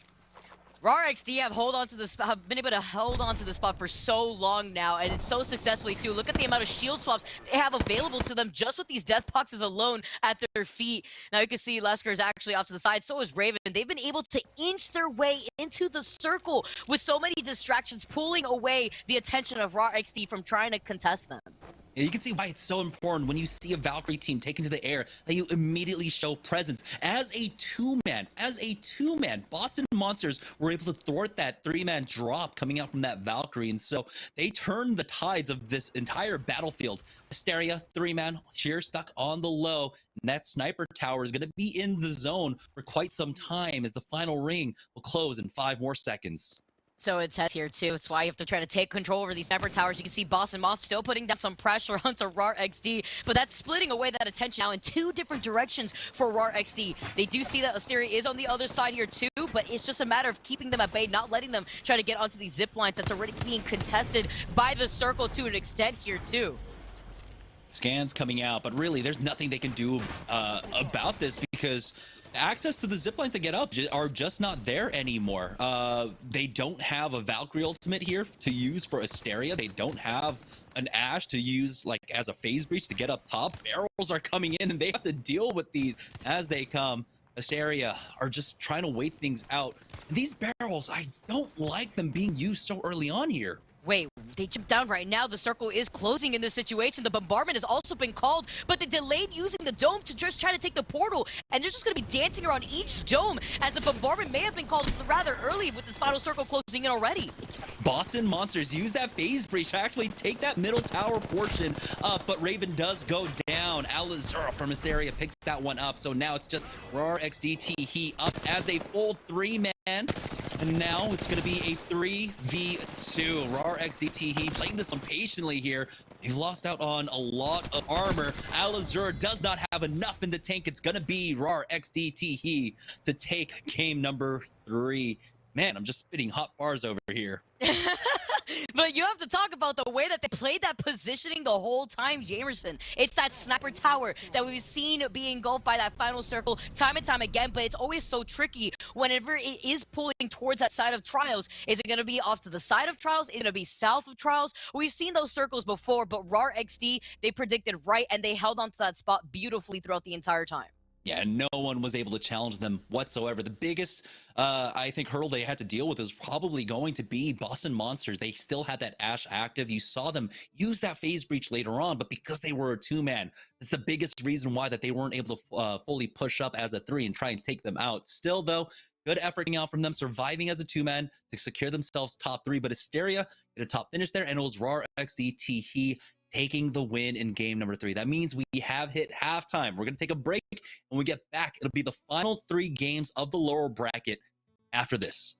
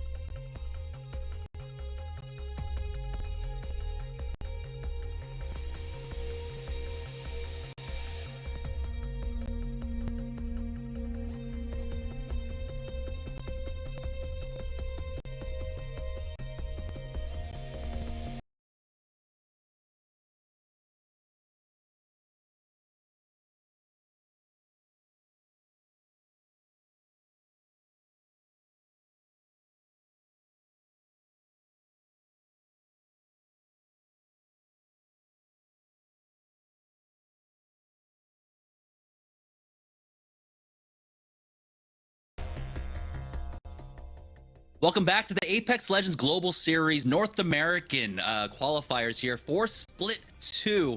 We're 3 games down on here in the lower bracket, and we've got 3 games left to go. We've also had 3 separate winners. It was RAR XD Teehee taking the win there in game number 3, and that propels them up in the leaderboard. You have to remember, Vicky, that 31 points was the cutoff for the top 10. Now, with that win, they put themselves on a good trajectory to try and secure a top 10 finish. Especially since before that game 3, they were, I believe, in the very bottom of the overall leaderboards, not having the best first and second game. So that's going to allow them to have a fighting chance now, being able to skyrocket through the overall leaderboards. And looking how a lot of these squads have been playing throughout the last 3 games, specifically want to highlight CCE, who were so aggressive in that game number 3. But in a very similar case, so were Dumpers, just trying to play this a lot more passively. But they were contested, even though they had clear view over those train tracks for so long. But we have to see that in reverse again. Look at this. I love it. Just being able to catch the arena point twice. You had to do the rewind real quick to really call it out. Yeah, I believe the kids call that a boomerang. I'm not entirely too sure. I don't know. This was my neck, my back, trying their best to survive. This was a good fight early on for them, and then they found a decent spot in the middle of that sniper tower later on. Optimal Ambition taking a nice fight here, but you can see them instantly getting third-partied right afterwards. Eclectic with their drop down onto RAR XDT, I believe, but they do not survive this one. Yeah, the caustic traps, just putting in so much pressure, but Eclectic, they had the right idea, but this is the issue. You still have that slight delay from landing, that it just opened things up on that top of the sniper tower, and then RAR XD just played this beautifully. They played the cover by the truck, the only sort of natural cover, aside from those rocks, for some advantage that they were able to take over a lot of these other teams. You're looking at Asteria and then Boston Monsters, who were also playing that out as a duo. Really great showcase here, but Asteria still 12 kills. Even though they finished in second, they secured 12 kills, with our RAR XD taking that first place, those 12 extra points, as well as those 8 points for those 8 kills that they were able to get. And Asteria had put on some decent points in our first 2 games. So now I feel like this win with the 21 points they got here in game number 3 basically secures their spot in the top 10. Means they could play a lot differently, but they weren't, right? They were still playing aggressive. We saw early game for game number 3. And for RAR XDT, like you said, they were basically at the bottom of the leaderboard, but with this plus 20 points, this puts them comfortably in the lead, comfortably in the top 10 right now. And they have 3 games to go to try and secure maybe like 15 points to feel safe to move on to the finals tomorrow. Yeah, a really good middle point. And I do feel like in this game number 3 that our lobbies are the how volatile these early game fights have slowed down. I feel like a lot of these teams are now just trying to play this patiently, kind of hug the edge of the circle as it closes in. And I feel like that's what we had seen from my neck, my back, who did secure 5 kills in that game number 3 too. But the fact here is that they were still able to finish in 6th place. So although they were playing passively and they were able to have a great showing in that first game, they still have a lot to make up for their lack of performance in game number 2. Yeah, but hopefully with the win from game number 1 and the +8 here, that might actually just be enough to secure a spot. And they have 3 games left to go, so they need to just put on points any way possible. Even if it's just ratting it out with 0 kills to like top 5, it could be the difference maker for them. Taking a look at the bottom half of game number 3, though, take a look at FNS. They only pick up 3 points there in 11th place. They're tied with the Casuals, and now Dumpers. We can really visualize it starting to really struggle here in the playoffs, in the qualifiers for Split 2. Only 2 points picked up in game number 3.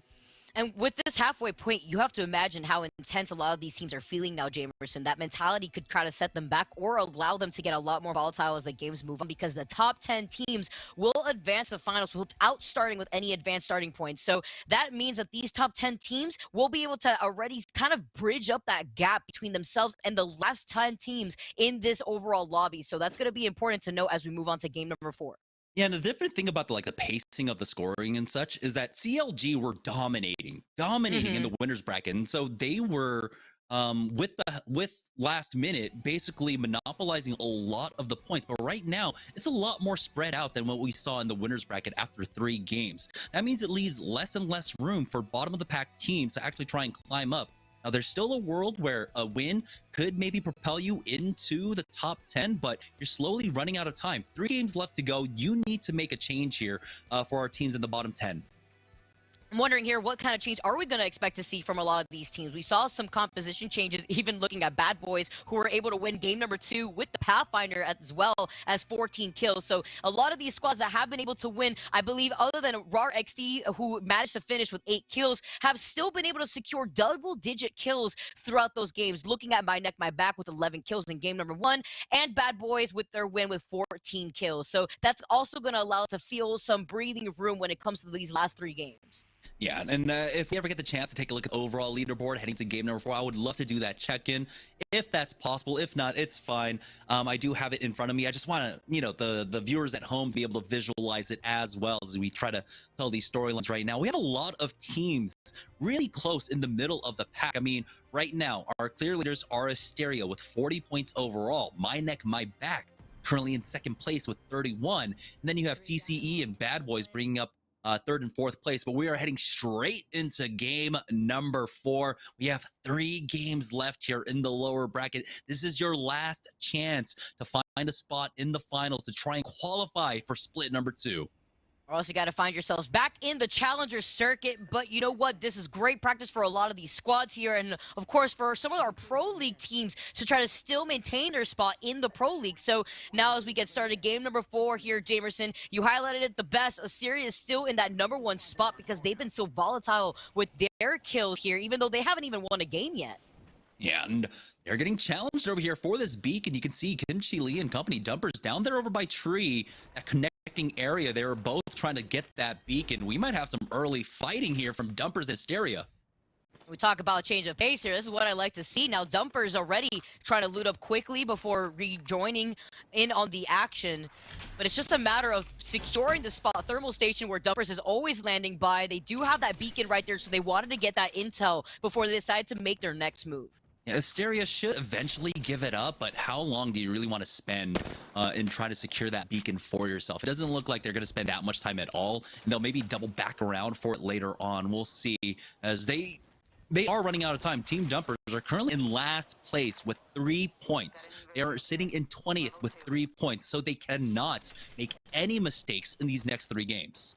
What's actually crazy was that Team Dumpers was that squad that ended first in the Challenger circuit across all the other teams. So that just highlights here how different these lobbies have been for our teams. And Asteria picking up that purple Evo shield, as well as Reverium actually now picking up the blue. They're sitting pretty happily here, as well as just trying to take control over the tree. But now we get to look at our next circle here, Jamerson, and it's looking very similar where it's outside of Trials, but kind of encapsulating Countdown at the same time.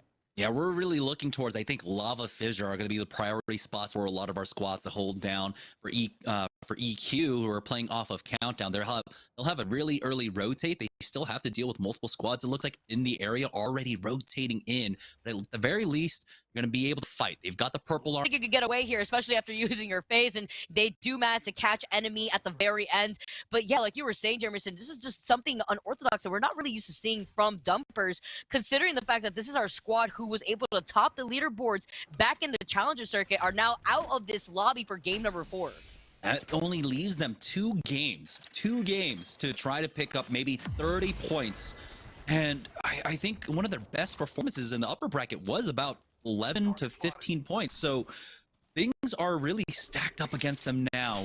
But now we're going to be joining on board with Moaners. They're playing the north side of this zone here in Lava Fissure. You can see them trying to zone out a squad, playing the train platform to their north right now. Moaners have had a decent performance so far here in the lower bracket. They've been able to pick up some points for themselves. As I take a look at the leaderboard, yeah, they are currently in 9th place, tied with Boston Monsters with 18 points. Just want to be able to get those placements. That's the one thing that Moaners have been lacking. I believe their best placement so far in this losers bracket has been 9th place. So they want to try to change that up a bit here. They are going to be able to get some information here. It's going to be Roll-Up Theory with that crypto that they've still been able to rock. They were playing very passively in Trials last game, but now they're just trying to secure that next position here with this crypto drone without having to overextend with these scan beacons. Yeah, this EMP could be big. If he realizes that there's a full 3-man just across the ways from him, the EMP will secure himself a purple armor. This is going to be a countdown. Ooh, still possibility of it being a Lava Fissure circle. This is such a difficult circle to read, but take a look. It's My Neck, My Back, finding themselves in a fight in Countdown right now. Beast of the Hunt as Moni and Cody will go ahead and join up, and they do take out one from Neanderthals. They have not given up the chase on them whatsoever. This is a grudge. This is a vendetta. They want to knock them out, and not just from this game, but from this tournament. Oh, and they managed to do it too from the very beginning. Jamerson, they have been following them all throughout this game, and that is a statement to be made. Do not challenge us on drop here in Fragment. That is exactly what Neanderthals have been doing since the beginning in the winner's bracket. Now my neck, my back, they come out on top. And in game number 4, this is so important. You want to secure these points, especially when you could deny this other team, Neanderthals, who have been rather consistent themselves now without any points in that game number 4. Man, they've been chasing them for like 6 minutes throughout this entire game. And I mean, the game plan was just clear as day. As soon as we saw the possible fighting taking place at Fragment West, it was kind of clear exactly what was going on. They needed to get rid of Neanderthals. They want to make sure they don't have to deal with them on the drop if they make it into the winner's bracket. Now, here's Team TDG getting themselves involved in an early game fight, which we're not used to seeing coming out from them. Yeah, and I like this here too, because now they can build up some of that momentum. You can see 2 kills going in favor for Tony, and so that's going to be some extra KP that they definitely need here. And OA as well, also trying to find themselves in another fight. You see them just hugging this building as well as trying to block out the doors. But they have the ability with this 30-30, looking at the fact that they have some of that clearance for those long shots. But OA don't want to give up this building here too. They're just trying to get some of that extra intel. And it's like you were saying before, they have the EMP. They could build things up quickly. If Nate just gets that one shot with the EMP onto 3 of those members, he'll quickly get that purple Evo. He only really needs to hit 1 right now. 26 damage away from his armor getting upgraded to a purple for a squad that's still playing on the edges here. It's Onyx Gaming. We were wondering how slow teams would start playing this. Onyx Gaming have brought this down to a snail's pace. I mean, they did get pushed, of course. We saw earlier from Dumpers. They were able to survive that, but they're taking their time. But oh no, they've got Asteria trying to hunt them down. Ooh, and CCE now, too, now holding on to the high ground. Not too sure if there was a beacon to kind of scan from. It doesn't look like there has been, but Asteria now are trying to find this angle onto CCE. So our squad, who was able to put in so much pressure, even though they've only got in 5th place, they have over 20 kills in total from their last 3 games, so they want to keep up that pace. And Asteria may have just put themselves in between 2 squads at the same time now. Yeah, that's the port being used as well, but this is round number 2. They have plenty of time to try and build up another one if they need to get out of here. And knowing that there's another squad just off to their west, I don't really see the team from the east trying to make a push onto them. So Asteria can take their time here, or they could just go ahead and drop down to the low. That is their other option. You got to be better with those melee bounces there. But it was Code Cloud. That was the other squad showing up for this one. And so it's just going to be a disengage from all 3 teams for the time being. But the zone is closing in behind them for now. Code Cloud, we'll see if they try to turn back around and try to get aggressive, maybe. But oh no, they're the ones that are getting gate-kept now. And they need to get aggressive here in terms of where they want to position themselves. They have the cost, they have the Gibby, just like Eclectic, but this is the game plan that Eclectic loves to do here. With that cost, they just secure one of these buildings, especially seeing where that next circle is going to be pulling. But at this point, you could only imagine how many other teams are here congested in Lava Fissure. Can you even get that beacon scan? We know that OA don't need to overextend because they have that crypto. They could get the scan beacon, or rather the beacon scan, without needing to really overextend themselves. And as Era has now made their way over from the low ground, they're repping all full gold Evo, so they can get themselves into a fight and out rather quickly. Ooh, early bubble there as he was getting tagged up behind, but he's going to be safe, and he has plenty of cells behind it as well. Bad Boy starting to move up from the south side. They've got FNS in their sightlines as we've got My Neck, My Back well here on the south side of the zone. All teams focusing on that. They hit for flesh. They don't get knocked, though, unfortunately. Bad Boys still have to deal with multiple squads in their way. One playing off the choke. We know that there's probably another team playing the building to their west as well, and they can try and circumvent a lot of this, and they will go ahead and start rotating in from the eastern side into Countdown. Yeah, they also have a lot of options, but with a lot of these squads now trying to circle around them here, they have to be careful. They are on that open ground, and maybe they should make a decision quickly to determine whether they want to just keep rotating through those train tracks or take on some of these early fights. We saw that Bad Boys got very aggressive within the game that they were actually able to win, which was game number 2. They finished with 14 kills, so maybe just trying to replicate that right now with Bad Boys rotating into this squad. Defensive bombardment has already been called down as Zednim does connect with some damage before he falls, trying to force out anything from casuals. But here is the early bubble res coming out from Promos to get him back up. No gold bag though, so he's gonna have to take the time to full heal up. The battery is there, but Promos gets pushed, and now Zednim needs to hold the line, but Akuma will get a 2 for nothing. And now Bad Boys on their last legs as Yubin is gonna have to try and recover to things, and doesn't look like he'll have the opportunity. Looks like it's a completely isolated fight for casuals here, and Yubin is left in a 1v3. What a way to highlight how strong the Massive is there, too. You saw that the battery was pulled off, but at the same time, that one shot of the Massive just negated all that time that you saw Promos just trying to buy for Zednim. Now up to Yubin to just try to find a way to recover those banners. But with no squad moving in just yet, from what Bad Boys note, it could be a little difficult to do that. It's not going to be gate kept, so it looks like Yubin could actually get those banners. Yeah, surprisingly enough, and there is a respawn beacon here, but doesn't seem like he'll have the opportunity to actually plug them in. Casuals are still keeping an eye on their back, and you can see right there, there's that respawn beacon, but it might actually just be it. It's extremely close. You can see he's keeping an eye on it. It is not in, unfortunately. So now his only hope is to try and find a mobile respawn beacon, if he can even survive this. This is going to be tough. Casuals is going to be gatekeeping him from the outside of this ring here. They know exactly where he is. We saw that he had 4 medkits, but there's only so much delay that you could have in this ring 3. This is where your eyes are watering a little bit with the damage just chipping away on your overall health. But now Casuals seeing a squad up ahead, they don't want to get pinched by that rat that's right behind them. So it looks like he may just be going long, and that's exactly what Yubin is actually going to end up doing. Oh boy, he doesn't even have the Beast to hunt, so so Yubin will fall. That's going to be Casuals taking them out. We've hit top 14 here, around number 4. Casuals found themselves pinned behind this rock. Ziffer is trying to creep up and find an angle for himself to build space, and it looks like he has at least been successful in that regard. I don't know exactly where this ring is pulling, but for the simple fact that casuals are staying on the move, it looks like it is going closer and closer into countdown now, as they have been able to just wrap around to the eastern side. OA find themselves in a fight up against Asteria, and they wipe them out, no problem whatsoever, but they have to deal with another squad showing up. EMP out from OA as they want to continue this push, but Box of T is going to be slowed down. He needs to hit a med kit himself. Looks like that EMP was more so insured, so that way they could just help and restart here with OA just low at the very start. Box with T still having to recover with that battery, but they're not going to push because now that squad has to recover from that EMP before dropping back down. And I love this angle that we see nades from too, but they force out the dome, and now they're just forced to have to close into space. And with Box of T being so low, they need the help of nades and Blako. Yeah, they already had that one knock, and they were able to convert on to that team fight win. Great pickups, great points for Optimal Ambition here, as we are now rounding out our top 10 for this game, and they need these points. Optimal Ambition, we're down in 14th place. We're tied for 14th place with 10 points overall, as casuals now are going to go ahead and use this Valkyrie redeploy. Again, we haven't been able to take a look at the map, but it does seem like it is going into countdown, and they're just going to try and YOLO this one into the low.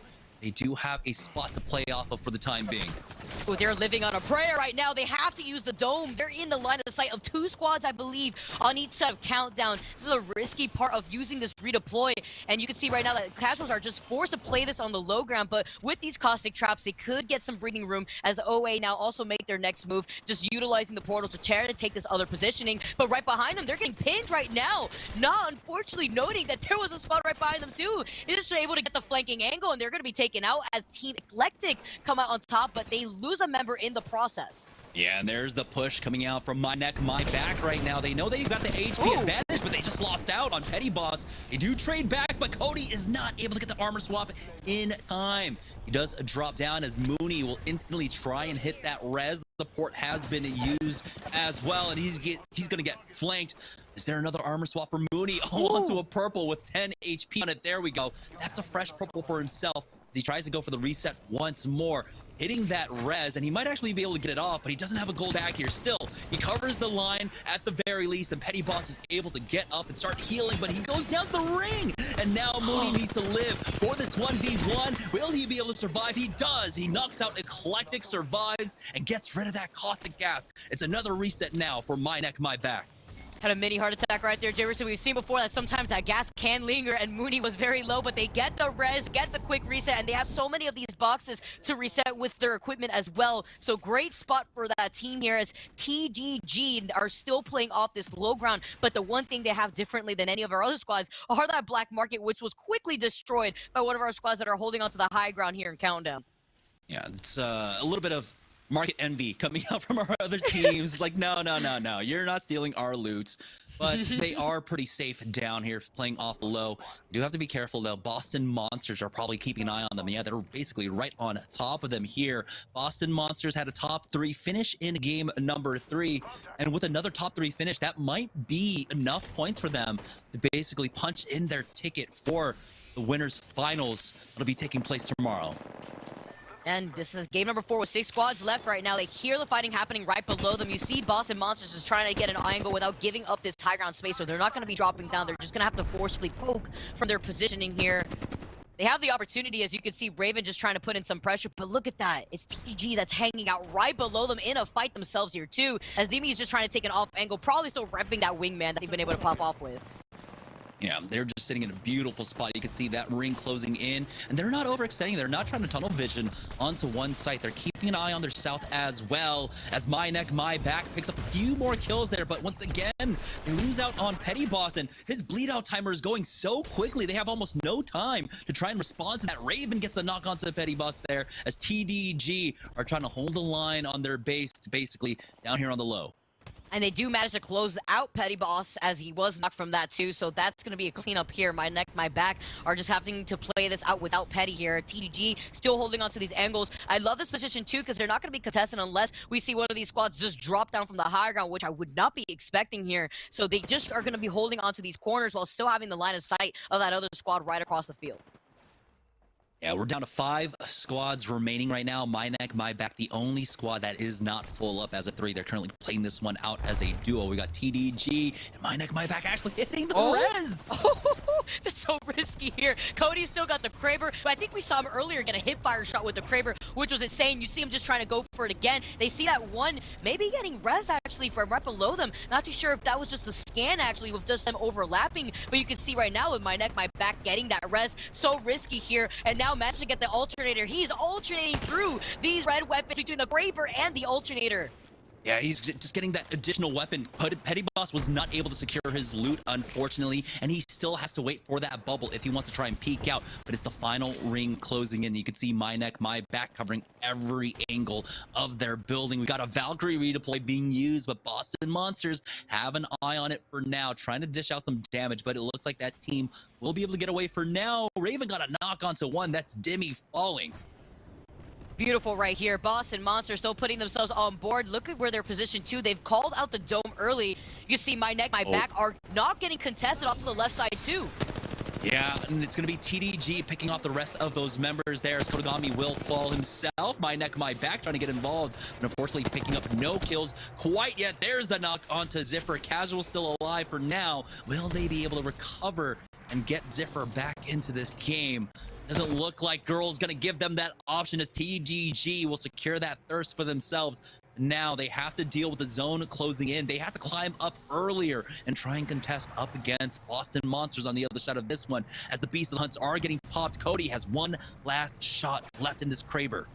Oh, he saw the opportunity, but the dome got called out first here. You see Cody now moving in with just that one shot that you noted here, Jamerson. They're running the corner, but with the domes being called out early, they could play around the edge here for some secured cover, but now they're going to be able to move in too. They find the opportunity. Akuma goes down, and Cody gets that pick onto Raven. Oh, Petty Boss does go down, but My Neck, My Back still have the high ground control here. It's still the final 3 teams. And now as the dust settles, the kill's getting picked up by Mooney, getting challenged from behind. He gets clipped, but Girl will now stand up top in the 1v1 up against this Ash. Just needs to land a few more shots, but it's not enough. Boston Monsters will come out on top somehow and take the win here in game number 4. Everyone got lost in the sauce at the very end. You saw Girl make a double take onto what was happening by the circle, and it was Lasker who was able to actually secure that win for Boston Monsters. They had such a good positioning, but we saw Raven even fall early on when they were making those rotations. I believe we saw Girl actually close that out, but at the very end, Boston Monsters still were able to come out on top. My neck, my back, I honestly thought after they were able to recover that they were able to possibly secure another win, but still securing top 3 is beautiful here for that team. Securing top 3, but we have to remember what they did early on at the beginning of this game. They hunted down Neanderthals who were contesting them in the upper bracket. And so now that's the big thing we have to keep an eye on. Going into game number 5, game number 6, how hard are they going to try and stop Neanderthals from gaining any more points and stopping their chances from making it into the finals? And also having that in-game rage factor where somehow every time they're down a member, so they still manage to pop off, get all their members back in uncontested, and still rack up some of that KP at the very end. But still, Boston Monsters, they also held their positioning, and they were also able to get a lot of KP themselves at the very one as well as that win. Yeah, and it's been a fairly consistent evening for Boston Monsters, so they are really giving themselves a fighting chance to secure a spot in the top 10. One more decent game, and they should not have to worry. Honestly, that probably propels them into the top 10 or top 3. We'll find out, though. We're going to go ahead and take a short break. When we get back, we'll have game number 5 of the lower bracket right after this.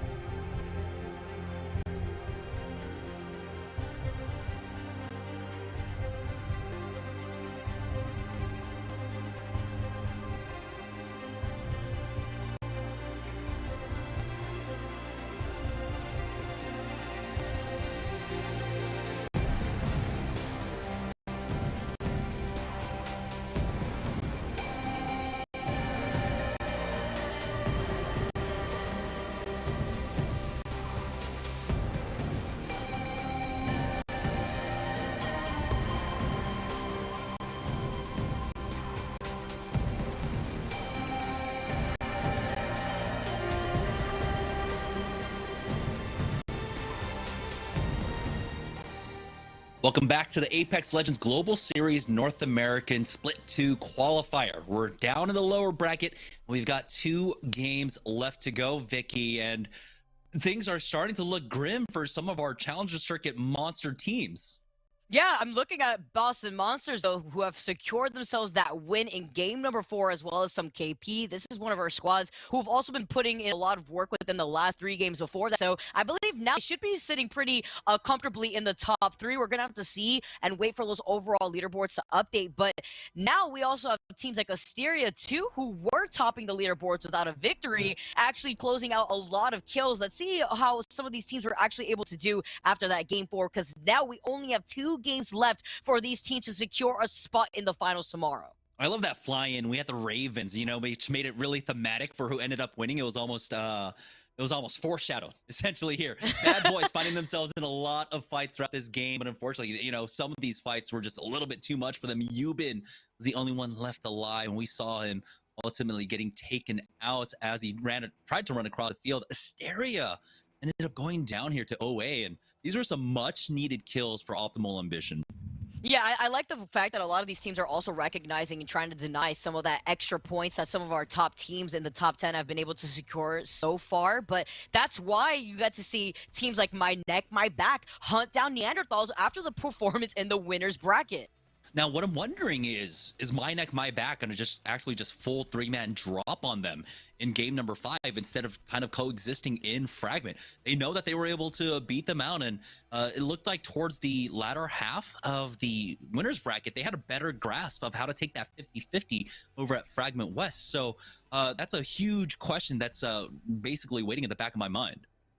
Yeah, and this last skirmish here from My Neck, My Back was so intense. You saw Girl just looking for that last straggler. Didn't know, is it a gold knockdown? What's going on here? But didn't manage to secure the very end with Boston Monsters taking that game. Again, Boston Monsters, I believe, before that game were ranked number 10 overall, or rather number 8 overall. And with that victory, they are going to be able to skyrocket in the overall leaderboards. Yeah, it was a 19-point game for them. Not that many kills, 7 overall. It looks like they were just biding their time. I mean, we saw them, of course. They were over at Trials, and they took an early position at Countdown, playing that northern side. And so they didn't really need to force the issue. They just needed to make sure that no one forced them out of their spots. That allowed My Neck, My Back to farm up some kills there. Even though they went down in 3rd, they picked up 12 kill points to basically put them tied overall in points for that game. And looking at the way that My Neck, My Back did, that was more kills that they were able to put on the board, even though they got 3rd place in the game that they actually had won in. So even though they had a bit of a rough start in game number 2, they were definitely able to reverse the situation and come right back after that game number 4 with those 12 kills. And now it is really about the long game here, with basically a top finish secured for them. I mean, there's almost no world where they don't secure a top 10 after the next 2 games. They can continue to do what they did in game number 4, try and deny those points away from the Neanderthals. Neanderthals, after that performance, have now dropped down to 15th place, or actually 13th place, tied with multiple teams. Stick Drift OP, along with Eclectic, currently sitting with 16 points overall.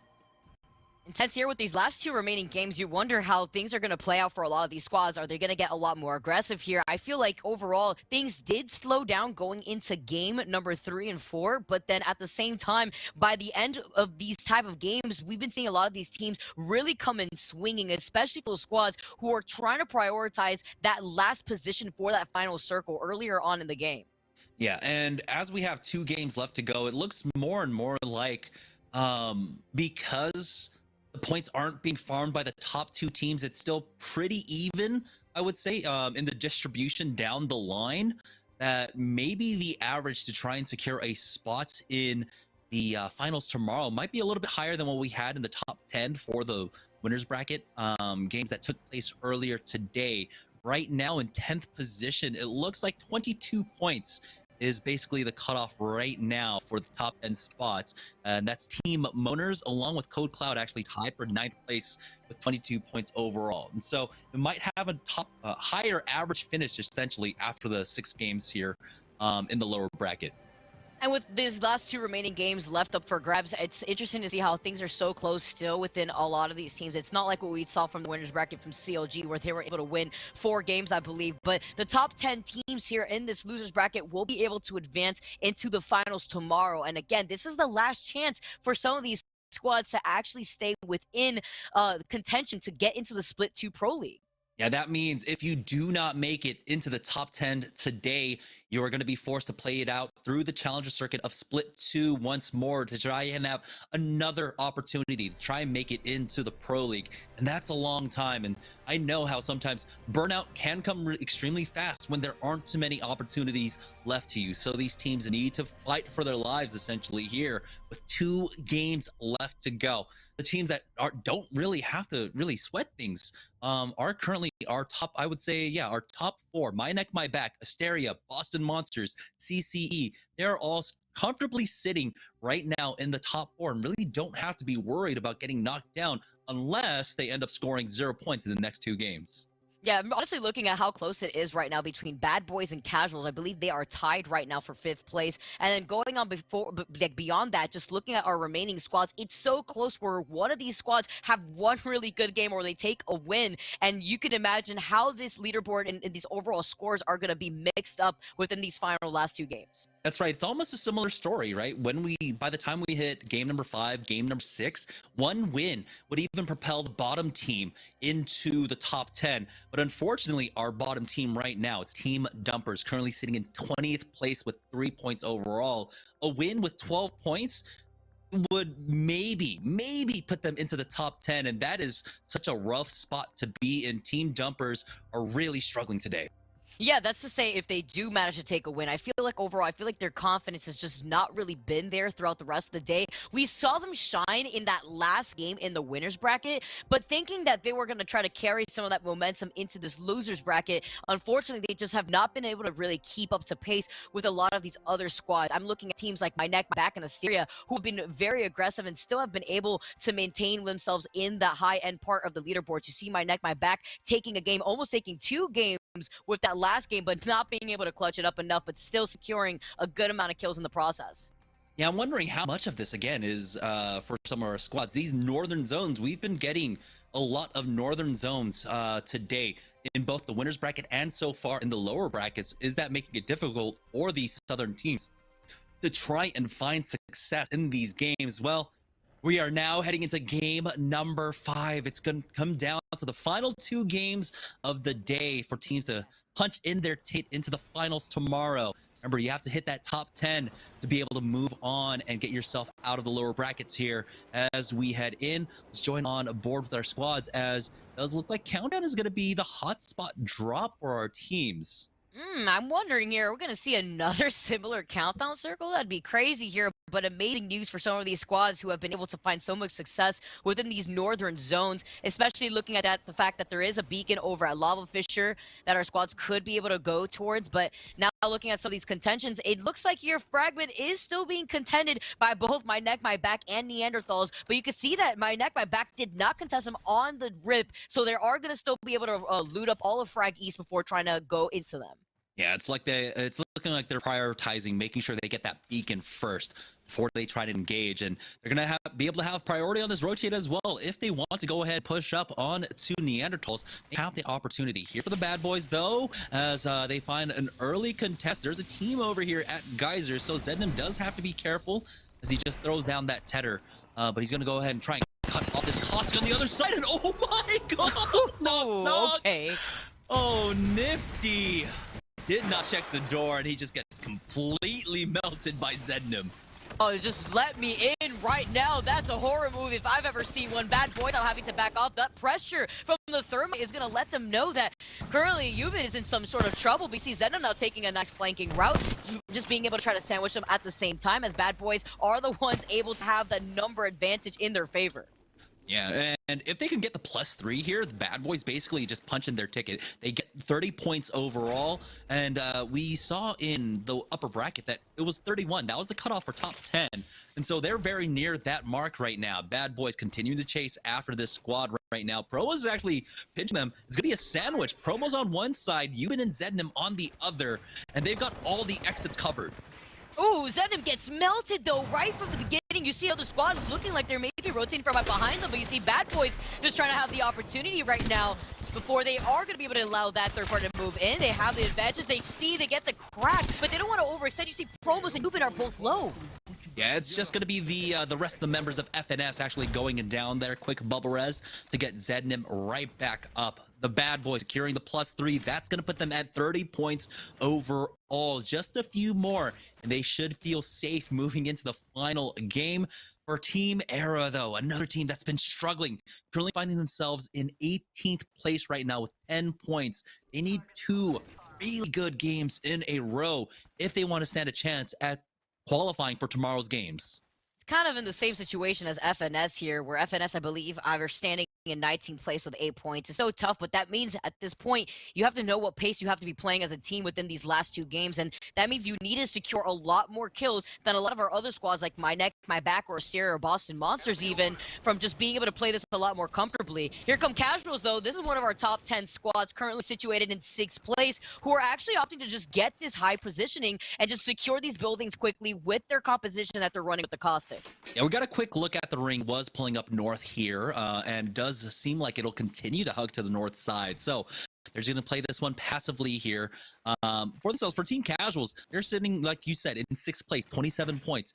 They're basically at that same mark that Bad Boys were at. Another 3 points for them, and they're going to feel really good going into the final game of the day. For Team Eclectic, it does seem like they have their work cut out for them. They are currently sitting tied 14th place with Stick Drift, OP, and Neanderthals with 16 points. So this is another team that's struggling. This is another team that needs 2 good performances in a row if they want to hit top 10. But the Sussy Bakas, they have to be careful here, getting tagged up from that epicenter side as they'll try to move deeper in over towards Survey Camp as Koala Bear barely survives making his way into that building.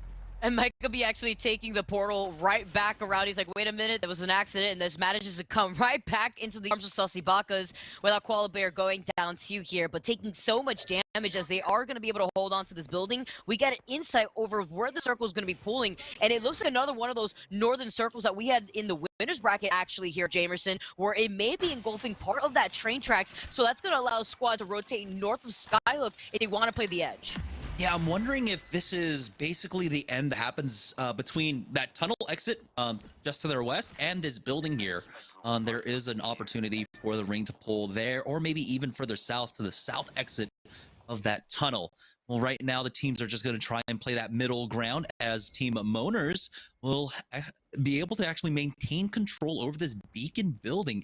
It is on the edge of zone number 2, but you know how strong that third beacon scan can be. It looks like they are giving up some ground for that. Team Eclectic, why are they all gathered outside behind a bubble here? There's some surprising movement coming out from them. Looks like somebody had just taken control over that. Yeah, off to that building, off to their left right here. So they're forced to just kind of play the back of this building instead. But they're going to be opened up for any of the squads rotating away from that beacon building that we were just seeing on the north side of Fragment, or any of the squads rotating away from Skyhook. So they're just going to be in that line of sight. The bombardment now has been called in, so they're just going to be hugging the wall and pray here. So that way they don't utilize their dome just yet, but they may have no choice here as Key drops down so low. Does manage to survive and pop the shield bat at the same time. That's a full push out, though, that tried to take roof access, but decided to back off as they heard the bat getting finished.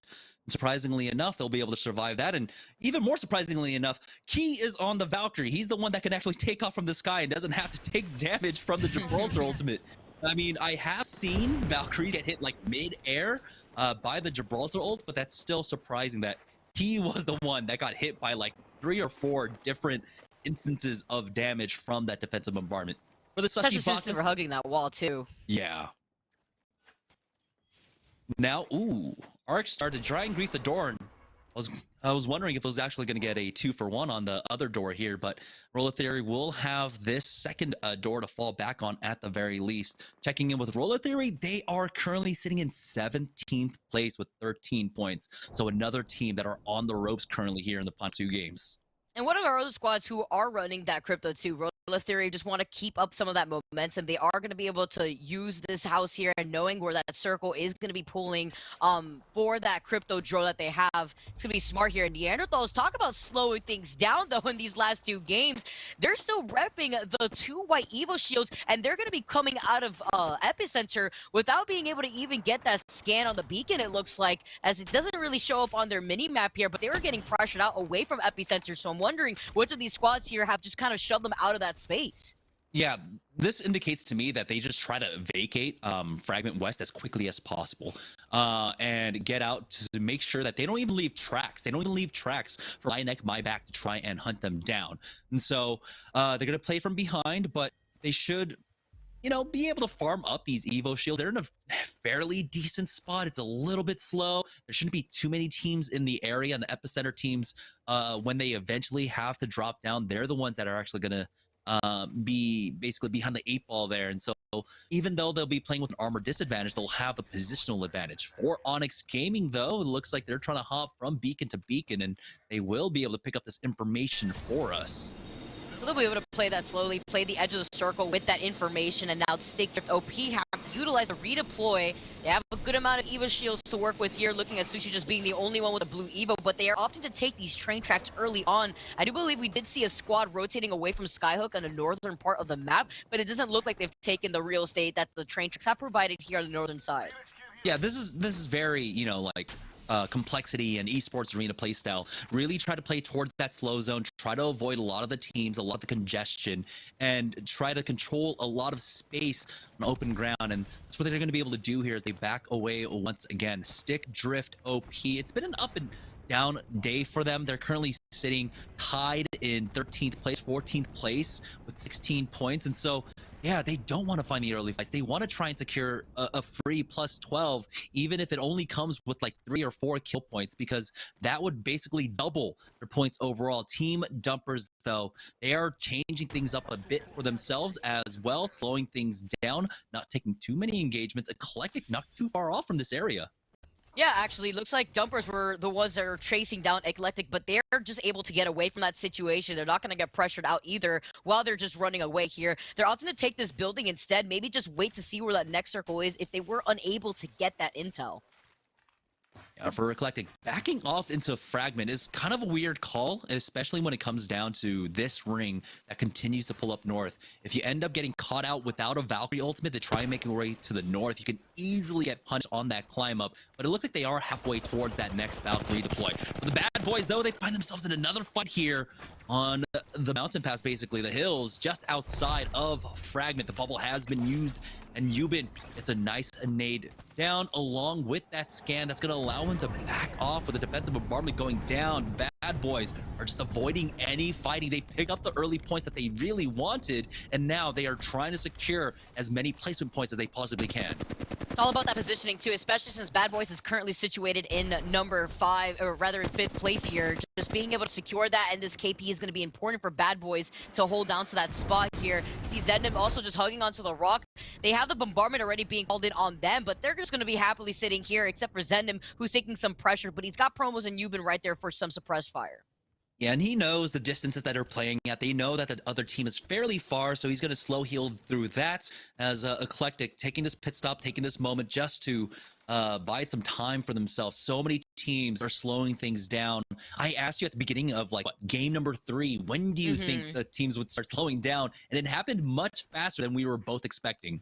Yeah, and it's game 5, again, I have to highlight how important game number 5 always is for a lot of these squads, because it determines the pacing that a lot of these bottom end teams want to be going for, whether it's like Dumpers where they need to rack up a lot of KP, but just playing aggressive is not working out in their favor. So more so taking that passive aggressive role would be really important here for teams like Team Dumpers. But now Onyx Gaming on the low end of the hill here, trying to play this off to the side with another squad already looking like they've taken Sniper Tower of Epicenter. Onyx Gaming is going to have to push forward into this caustic trap, but it is to note here that they do have Cheesy Potato to create some space for them. Yeah, this is so difficult. They have to fight uphill and they have to fight into the sun. Which is actually a concern here in Apex Legends. Promos holding down that angle, almost gets a crack onto that blue armor as Euban is trying to find an angle himself. Dropping down a little bit low because of that knock-gas grenade. Now they're just waiting out the barrels, and this is a good time being bought on the other side by that caustic team. The Beast of the Hunt was going that entire time, and Euban was not able to get much off of it. Promos looking for an angle with this archer. He's got two right below him. Unfortunately, the gun was actually covering the fact that there were two people right below, but I think the jig is up. There it is. The scan out from Euban will reveal that there are two players right below them. They're going to go ahead and use that phase breach to get up top, but Promos is still there, throws down the Arc Star, and he's getting out some decent damage so far. Gets the crack and almost takes out the Valkyrie, but Zednim is still here trying to hold down the bridge for his squad. He's dropped down low along with Euban, forcing out that bubble from Promos now, but do they have enough damage done? Oh, the bubble has been infiltrated, but Z Proficiency will be the first one to fall. Bad Boys need to take a moment to reset here, and they will. Getting the bats off, it's going to be a 3v2 now, and they have the huge advantage that they secure the thirst onto Z Proficiency. They also have their backs covered here too. They're right against the circle here, and I just love the way that Promos played that. He was able to keep himself safe so that way he could be the pillar to help keep Bad Boys up alive in that fight as they make that rotation. They were forced out of that side, and so they were able to give up some of that ground, but there is another squad off to their right that has been taking some shots. They do note that. It sounds like a 30-30 actually coming in from the sniper tower, and now it's just a matter of cleaning things up after they just finished out Cheesy Potato. Such a great game for the Bad Boys right now, picking up kill point after kill point. This is about to be their 6th, I believe, and never mind, it's Petty Boss stealing that one away. But that does also mean they secure top 15, so that's going to be one placement point going their way. Yes, we are counting every single penny here because it matters. This is the lower bracket. If you do not make it into the top 10, you are out and you have no more chances to try and make it into the Pro League. Ooh, Lox was poking out just ever so slightly, but there's another squad taking some shots at them from right behind. This is absolutely lethal here as Eclectic was that squad that actually retreated back towards Fragment. Now forced to place in a sandwich position. They lose Jelly. They don't have a dome. All they have is a knockdown shield to work with. Oh boy, Lox is the only one up, and he's going to try and play around these knock shields, but they're able to sneak in the shots. RAR XDT, he picking up those. And now they have a great position playing off the train tracks here. We haven't been able to take a look at the ring quite yet, but round three, is closing. Boston Monsters still alive, fresh with their loot from Trials, and there's no pressure for them whatsoever. After getting that last win in game number 4, they are sitting absolutely pretty here. Yeah, not only were they able to get that win, they know that they can be very comfortable with some breathing room. They're going to be able to try to gatekeep this squad, though, as they make the rotation away from that beacon building. Boston Monsters in a great spot to keep up the pressure. But look who's coming up right behind them. It's RAR XDT, who have made their way back from 2007 with that name to be able to actually close things up with this third party. And they've already gotten the first knock. Raven will fall, and there is Hollow. And oh no, Boston Monsters end up actually taking out Dumpers. And so that's another bad game for them, and now it looks like there's almost no chance for them to try and make it into the Pro League. They would need a monstrous game number 6 to fight back here as RAR XDT. I believe our winners from game number 3, I want to say, are really making their chances look good here. Love to see it, but that would be the biggest insane comeback story if Dumpers do manage to do that for a game 6. But it's going to be difficult here with some of these squads like Moaners too to be able to stay as consistent as they have been. They're within the top 10 spot. I believe they're actually number 10 exactly. So they're on the cusp of being dethroned. If any of our other remaining teams looking at Sussy Bakas or OA could try to come out on top here, and Stick Drift OP are just playing these rocks outside of the range of Survey Camp. So they are going to be able to try to have more options available to them if they just opt to rotate away from this train, the train tracks. Yeah, we saw them use that redeploy to get this position earlier on, and they've been able to hold out for quite some time. And with so many teams still in Survey Camp, this might be indicating that the ring will continue to pull this way. You can see TDG have not moved from their spot, and here's Stick Drift OP trying to get over to the south side of the map now. But take a look at all the markers that are coming out. They are basically surrounded, and they can't even go onto the low ground of Epicenter here. There's another squad that's already here. They're landing right on top of them, too. They have some natural cover right here by the crates. I love this spot that Flimsar has found for themselves. Stickdrift OP trying to take some notes as they are forced to go into cover. But look at the amount of grenades. An Arc Star, 2 grenades? What do you do in this situation? Stickdrift OP were not ready for this, and that's why it's so risky to use these redeploys in front of everyone in the late game. My neck, my back are right on top of them to try and finish them off. To go a little bit longer than necessary here, but you're gonna be safe with the armor resets along with that Gibraltar bubble. So now my neck, my back, picking up another +3 here. The third party is coming in. It looks like TDG and company want to try and get involved here. You can see Team Era, who are also desperate for the kills, try to push out themselves. But my neck, my back, are they going to make the same mistake that we saw Stickdrift OP made by sticking around way too long here? No, not too sure here. TGG also lost 2 in that entire process. Maybe down here as Rolla Theory wants some of the action going in here. Really tight move. Get the knock. Rolla Theory being able to get that knock here onto Demi. Girl gets finished off here too. Rolla Theory now trying to close in some of these kills quickly, but the dome is going to be able to block off some of that thermite pressure that you saw Wizzy trying to put in. They're going to take this time to reset, though. It's round number 5. We're down to 11 squads here. There's a lot of teams going down. Casuals might be down to just 1 remaining as Sussy Bakas are picking up some much-needed kills for themselves. They are on the cusp. They're currently in 11th place with 21 points. And so finding themselves in the top 10 with a few kills is really nice as they get this reset. They are actually surrounded on either side right now. And so this is going to be a difficult rotate for them. Stuck here on the low ground. Shinny does not have a port for them. Such an intense area too with blue evos that they're working with. Rolla Theory now moving in. They do have some boxes to work with if they need a quick shield swap, which is exactly what it looks like from a Nuggy, what he needs. But look at this position that we see Wizzy taking in right now. Just having this high ground position preventing them from pushing in. But with Rolla Theory now losing one of their teammates, it's going to be a trade-off right here, 1 for 1. Wizzy's not giving up this high ground spot though. They sandwiched them, and now it's just one last member left here, Theory, to finish up, and that's exactly what they do. I love the way that they're trying to play this, but they're not out of the woodworks just yet here, Jamerson. There's still that one last member, and it just takes that one shot of the Massive to close things up, and Duridium may need some help here with the 30-30. Doesn't have any more ammunition for that heavy gun. One of the best games so far for Era Eternity here. They picked up a number of kills, and they have found themselves in the top 5. This could be the comeback for them with the last 2 games remaining. With one more game after this one, might be able to secure their spot into the top 10. They're trying to deal with that squad behind that crane. Unfortunately, the long-range option of a PK doesn't quite work out the way that it used to now, but you can see Tech and Era are getting hungry for these kills. But now they are not going to get overly aggressive. They're going to back off with this phase breach, but they have no cover here. They are literally in the middle of nowhere. They don't have a bubble as the push out comes. Era lose out on 1, and they haven't even traded back quite yet. Slat will be able to hit up this bat, but you can see Duridium is only left with slow heals.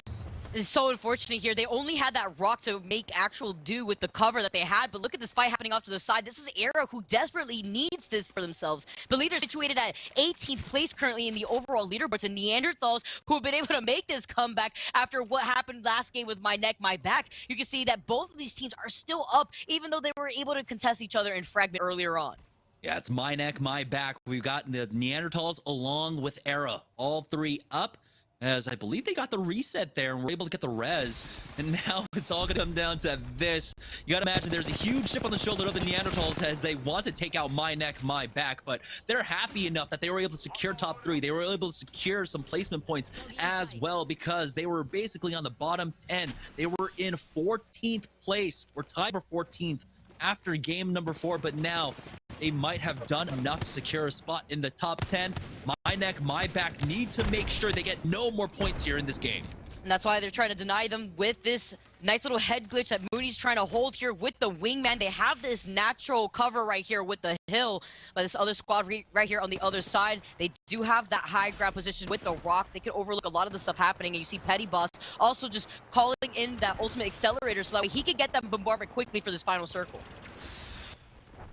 Now it's all about avoiding being the first team to fight My Neck, My Back, trying to apply some pressure onto this middle squad to make sure that they do not get focused themselves. But as they push up onto this rock they're playing off of, you can see the bubble about to go down on the other side. The alternator coming out from Cody doing some decent damage, but a nice defensive bombardment block out with that bubble as Team Era We'll go ahead and trade some kills away, and it's going to be all my neck, my back. But it does seem like Neanderthals do secure some extra points for themselves, securing second place throughout all of that. It's going to be a second win, though, I believe, for my neck, my back. What a great reversal of basic momentum from the winner's bracket here in the lower bracket for them. And I love to see how they've been able to stay consistent too within this loser's bracket. My neck, my back was already in first place before that game. Now they secure a second win on top of all the additional KP that they were able to close for themselves. Yeah, and so right now, my neck, my back, they weren't able to slow down Neanderthals, and so they might have to go back to the drawing board. What are they going to do once we get into the winners finals tomorrow? Basically, the placement matches, the qualifying matches tomorrow, if they have to contest once again in that Fragment West region. I'm not too sure. As long as they keep up this pace of gameplay that they've been able to put down in this loser's bracket, they've absolutely been going crazy with that momentum, starting from the very first game that they were able to secure. And even then, there were some sticky situations that they found themselves in that they were still able to recover from. So I love this performance that we are currently getting from my neck, my back. And now going into this final game, Jamerson, they don't have to worry too much about any of these other squads trying to take their spot. Yeah, they are well and comfortably in the lead. The only team to have repeat wins so far, and in convincing fashion as well. We're going to go ahead and take one more break, and when we get back, we'll have the last game of the evening here in the lower bracket right after this.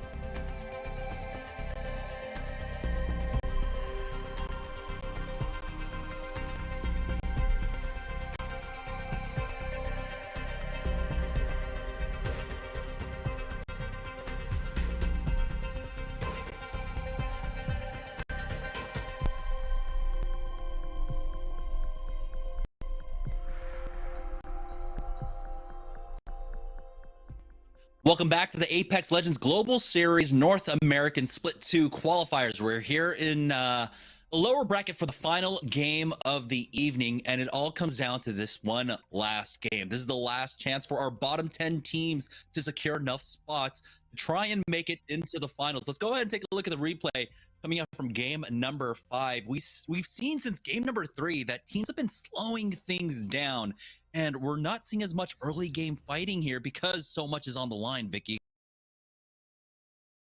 Has just been absolutely going crazy from the beginning, and they still have been able to maintain that consistency, taking another win here within this lower bracket. So Bad Boys here, I love the gameplay that we had seen from them, where they were able to cover so many angles from promos, holding back from taking that phase breach. But something that we've also been seeing a lot, dumpers just getting caught off guard in the middle of their rotation, getting contested again. And at the very end here, Roller Theory, they had the right idea, but at the very end, they were just contested by another squad right behind them. It was a difficult situation here, especially when you have these circles pulling on that northern side, but more so happening to be on these open fields where you could see teams like My Neck, My Back hugging against that natural cover by those rocks by the epicenter. And it's been such a rough day for for Team Dumpers. But for My Neck, My Back, being able to take 2 wins, they have clearly secured a spot in the winners finals for themselves tomorrow, and getting this extra win. I'm sure that they wanted to take out Neanderthals a little bit earlier there, but with that top finish, the top 2 finish, Neanderthals do end up securing 15 points. That propels them up into the top 6 with 31 points overall. So My Neck, My Back not able to do much about them, unfortunately, in game number 5.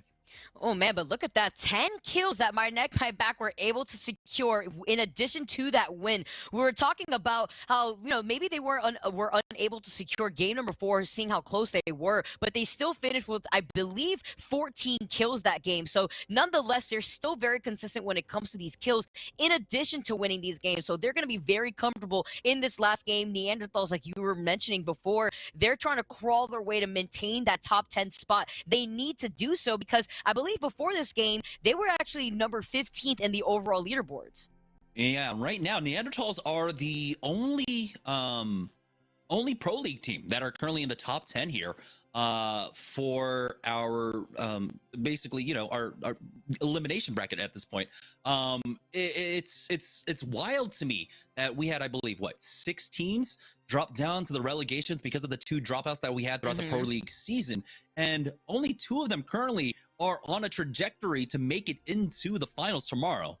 It's actually crazy to see how consistent the other squads here from our challenger circuit have been, and they are just keeping it up here. You can see the second end of the game 5 scores. Stickdrift OP, though, they secured 2 of those kills, but dropping down in 12th place, unfortunately granted them a total of 3 points. Asteria, another one of those squads here that had a pretty strong start at the very beginning. I believe they were in second with the amount of kills that they've been able to put down, but the one thing they're missing out on, Jamerson, is getting that victory. The best placement that they've been able to get in this bracket is just second place.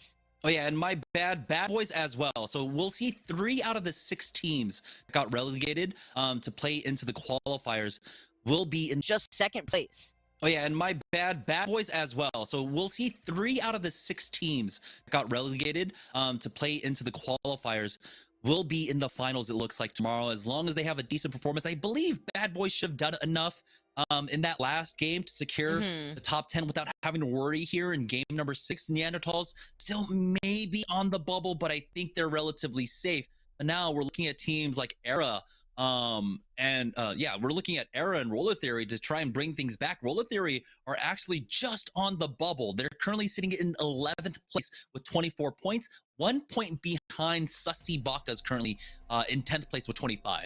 Oh man, that's so close. Now I'm wondering how some of these squads are going to approach this final game, Jamerson. Are we going to see things pick up, or is it going to stay within that line of where a lot of these teams are trying to play this a lot more passively? We're going to have to see now going into game number 6, as well as where a lot of these circles have been kind of throwing us into that northern part of the map. Maybe we're going to be getting another south circle here, and that's what it looks like, as the hotspot is going to be Tree. Yeah, it's been a lot of northern zones today, both in our winners bracket and here in the lowers bracket so far. And, we've been questioning, is that what's been punishing a lot of our Southern teams? But the thing is, Asteria are still doing well. They're down there at Tree. They're currently in second place with 47 points. And so at some point, you have to say that's not the reason why. It's not the zone pulls. It's just how you're playing. But we do have, it looks like, a Southern zone for this one. On board with the Boston Monsters, and they are giving us, oh my goodness, the Ash Revenant for game number 6. All right, I like this curveball. I like what I'm seeing here from Boston Monsters. This is a squad who has been absolutely fracking out when it comes to their KP. They've also been able to be pretty consistent within those top 5 spots so far in overall standings here. But now as we move forward, this is that final game. They want to make sure that they do not get pushed out of this top 10. And I think they should be safe. 41 points for them overall. They're going to have some great loot, especially for a composition that wants to get aggressive early on. As they come out of trials, they're going to have 200 HP on everyone. Bad Boys, though, continuing their hunt down of FNS, and this has been such a rough day for them. FNS currently sitting in 19th place with 8 points, and things are looking dire. Especially now with Bad Boys cleaning them up and rather cleaning up some of their members here. They're going to walk away with some KP, but this is a great spot for Bad Boys because now they're going to be able to get on top of this building, try to get that scan on the beacon, but they did see that they did get scanned themselves. So now currently, as we see Raven managing to drop down again with that ref composition. I love what I'm seeing here from Boston Monsters, but they're already making the move to rotate out of here. They want to be able to get that totem up and ready here. And so with that death protection, they could try to push in on some of these squads who are maybe trying to play this a lot more patiently since we've been seeing these squads hugged inside of these buildings with the caustic composition too. Yeah, they're going to have the death totem, so instantly dropping. That is their goal. They want to go hunting here, and they're going towards the eastern side of Skyhook. No confirmation yet, but it might actually just be a beacon pickup as, they just dropped them. There's a person right underneath them, got the silence as well. So that means no passive. That means no taking to the skies for that Valkyrie. Luckily, able to make it around the corner, and Raven has to back off to heal up, but it's only for now. That means the death totem is going to go down, and here we go. The Boston Monsters are going to go ahead and full send it on the squad. Oh, they're still going forward. You see Raven just trying to eye out that Valk. Just managed to get away without getting sent back to the totem. So now Boston Monsters are going to be able to take advantage of this, but it's just Hollow and Lasker that gets sent back. Raven is still seeing where this Valkyrie could have rotated towards. With this Arc Star, though, it's just going to get sent back to the death totem. And a smart move at that here, so that way they can just regroup before the death protection runs out. Oh, Promos has gone down over here at Frag West, and it looks like it was Moaners on the other side of this fight. And currently for the Moaners, I mean, they're on the bubble themselves. They're sitting at 23 points. They're 1 point behind Roller Fury, who are in 11th place. So they don't want this happening to them. They do not want the Revenant on top of them, but it is happening as Stick Drift OP are trying to keep their tournament lives alive here. It's going to come down to Flinzar now. He's getting some decent connects off, but it's a 1v2 for himself, and that's Stick Drift OP going down, knocked out. Onyx Gaming not even safe as well in the top 10, as they're getting third party by the Sussy Bakas, who would love to take out these squads, and they will. And they need to. They absolutely need to. They are in currently overall 10th place right now. They need to perform well enough so that way none of these other bottom 10 teams could secure and take away that spot from them. So going in for the third party in great timing is going to be the Sussy Bakas. And now look at this. We have another squad moving in right here. Boston Monsters have still been able to secure this bottom ground of this building here with another death protection. I'm wondering what those ultimate accelerators are looking like for Raven. This time around, they should have that phase reach, but unfortunately, they were quickly cleared up. Laskers and Hollow, though, still have, of course, the death protection to play off of here, and the R-Star's not quite connecting, and the damage isn't there for them. It looks like it might be a little bit over-reliance on these throwables. And so now the Boston Monsters need to reset here. They're going to go ahead and try and go for some of these air bursts, and I'm surprised they still have so many nades left to Demi! Whew, okay, luckily for him, he's on the Valkyrie and he's able to get right back up top. But the Boston Monsters need to reset themselves. The Moaners will take the opportunity to reset as well. And this is just a horror game for the Moaners at this point because they're just trying to survive. They need to just pick up 3, 4, maybe even 5 points to secure a spot in the top 10. It's so intense here too, because then you also see that they just want to rack up more time for another death protection. You see Motors now starting to initiate an engagement here. You see Demi just trying to rotate around the side without trying to overextend. Aiden's in trouble though, losing out on that blue Evo, putting in some pressure, but Kodagami goes down. I'm surprised it's still fully sending it forward, but they trade that in for one to the other. Kodagami and Motors now come out on top. They are able to secure that, but they're just trying to secure that last member here left. It's just a matter of these pings coming in and just securing a lot of these spots. They're trying to go in for the res. Let's see if they do try to get contested, and it is. Oh my goodness, it's clutcher kick time for Aiden, and he's got the shots with the hemlock to take him out, and they survive. The Motors survive. They pick up the +3, and they keep their chances alive to make the finals for tomorrow. You love it right here, and I also see on the kill feed, Kitchi Lee gets a knock on Wizzy. That's Dumpers putting a point on board for themselves. Is it going to be enough? I mean, last minute here, now for Dumpers, but Asteria as well. I also saw one time on the kill feed that one of the members of Neanderthals had dropped, and I'm wondering if that was due to my neck, my back, trying to contest them again on drop. Yeah, they're still down there at Thermal Station right now. As you can see, looks like Asteria are in the area trying to punish Team Dumpers right now. But they're getting close to hitting top 16, but they need more than that. They need a win. They need a win with like 12, 13 kills to even stand a chance at securing top 10 for themselves. I mean, they're currently only sitting with 7 points overall. Better late than never, as I always say here, Jamerson. And RAR XD is one of our winners from one of our games earlier. I believe it was game number 3. They're also just trying to replicate that as they make this rotation. They're rocking all full purple Evos. They know where that next circle is going to be pulling to, so they're sitting pretty comfortable here within that rotation before noting where any of these other squads want to find themselves in. Yeah, they'll be able to play passively here on the fence line just north of Treeside. I mean, there's been so much action here in game number 6 that we haven't had the opportunity to really talk about this ring. It's one of the first more southern zones so far, but you don't even have the second scan, unfortunately, right now. There's just been so much action, but the first ring has finished up closing, and it looks like it will be pulling down here. So many options still available. Lava Siphon along with so many rings over at Tree, so the teams are gonna have to bide their time here through round number 2. And it doesn't look like there's a beacon too south of Trees, so that's going to be something to know as Dumpers make that rotation, maybe around from Thermal Station. It does look like another squad's also trying to contest them on that southern part of Thermal, so that's going to be a fight happening soon. But with the southern zone, you can see Owe just standing in the middle of these train tracks, trying to know any of the squads rotating away from Harvester. Right now for Optimal Ambition, they had one decent game earlier on. They're still sitting kind of in the middle of the pack, 21 points. And so they're only 4 points away from Sussy Bakas, who are sitting on 10th there in the bubble. So they still need to wait it out. They need to try and find some kills. And this is actually a decent spot for them, playing off the train tracks here to try and gatekeep the teams to the north. Asteria, though, currently looks like they were the team that were gatekeeping the Dumpers. And so they're going to be playing off the choke here over towards Treeside. And it seems like they've got some pretty decent information. They should be able to pick up the beacon scan if they haven't done so already. Sounds like they did right here. You even saw Drago shoot some shots into the air to let Dumpers know that they're taking over this building. If they want to fight, they could come meet them on the south side here. And Astera just going to be rotating to take this high ground by this hilltop. And they are also going to be able to note where any of these squads are currently located in Tree if they've rotated in this direction. But with that beacon, they are going to note where to start making their next rotations for their next plans.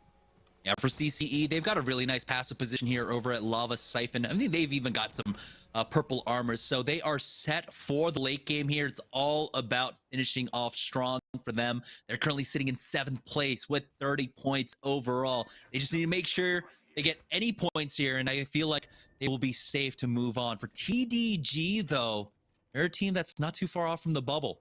They've been able to make it to late game without too many kill points, so they're currently sitting in 9th place with 27 points. So this could be the game if they can secure another top 5 that secures a spot in the finals tomorrow. Kind of taking a page out of the CLG book where they're just playing this very passively. They have the Lobo for the black market too, so they're not getting denied any of that loot when it comes to these fights happening close by to them. They do get scanned in the process though, so they may find themselves in a fight very shortly. But with Girl and the Caustic, it makes it difficult for some of these teams to push right into them. But this is a lot more open than just a building that they were holding, that macaroni building as I call it, where it kind of curves over to the side. But Casuals now are holding onto that high ground spot.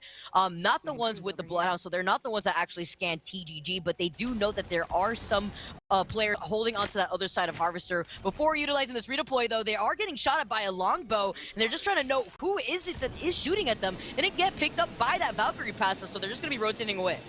It looks like they're just trying to take one of the high grounds here. You got to be careful. OA keeping them at bay, making sure they cannot challenge them or that high ground train tracks. And they should be safe here for the most part. They just got to make sure they don't peek out. This is not a spot that you can just absently peek out from. They've got TDG below them here as Team Casuals. There's another team. They're actually just 2 points above Team TDG, by the way. They're at 29 points, TDG at 27. So this is so it's crazy how they're actually stacked on top of each other right now. Little do they know, too, of course, that they weren't the ones with that Bloodhound, so they don't really know who's underneath them right now. So my neck, my back, though, on the other side, holding on to this high ground position, they are going to overlook some of the action happening over at Lava side from the northern part of launch side, but they are pretty kitted up, and with some KP, you already know that my neck, my back is looking to maintain that aggression that they've had within the last 5 games. Yeah, they should be able to creep in with this one. Cody, of course, on that Valkyrie will afford them that option to use the ultimate from the south side of the mountain. So they're not going to have to use Petty Boss's bubble, and they'll have the bubble upon landing. So this is a really nice spot for them to play off of, a really passive one. It's been a great lower bracket run for them so far. 2 wins out of 5 rounds. We'll see if they can close things out like CLD did. The dominant wins there in the upper bracket. Optimal Ambition, though, still trying to keep teams at bay. As we had a look at the ring, it's continuing to pull up north this time. Hard flip on over towards that Harvester side, but it might be basically where Optimal Ambition are. The ring could be ending maybe just a little bit to their north. That'd be really nice for OA here, as well as Casuals and TGG, who are basically on the end of that Harvester side. Of course, Casuals holding onto that high ground that they are on top of TGG, but now Dumpers also trying to determine where they want to rotate. They don't really have the KP necessary right now. They were able to clean up maybe a squad here, but they're forced to rotate from the back end, with Onyx Gaming also just holding onto one of these buildings. This time around, though, they only have full blue Evos. Yeah, just trying to slow play this one can actually punish them, as we do have a res coming out and CCE. Do they want to try and get involved? This could be some nice kill points for them. There are another team that's sitting close on the bubble, 30 points overall, so they're not going to risk anything at all. It's going to be the Neanderthals able to get one of their members right back in for this one, and OA not even looking to punish them. You can see game number 6, it started off with a lot of fighting early on, but then we've gone back to standard. It has slowed down once more. 15 full squads remaining here in round number 3.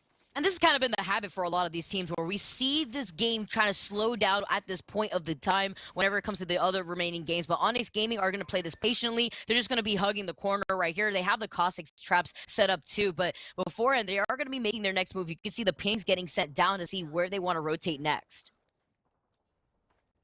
It looks like it's going to be a very passive position for them. They just have to watch out for anyone maybe possibly coming in from the tunnels. But you have to imagine with this ring pull, a lot of teams have already made their move on up. My neck, my back are going to be one of those squads now going for that Valkyrie redeploy. Let's go ahead and take a look at where they want to drop this one. Now taking a look, my neck, my back. This is one of those squads that contested Neanderthals who just got that res here too. They're going to be rotating onto the high ground.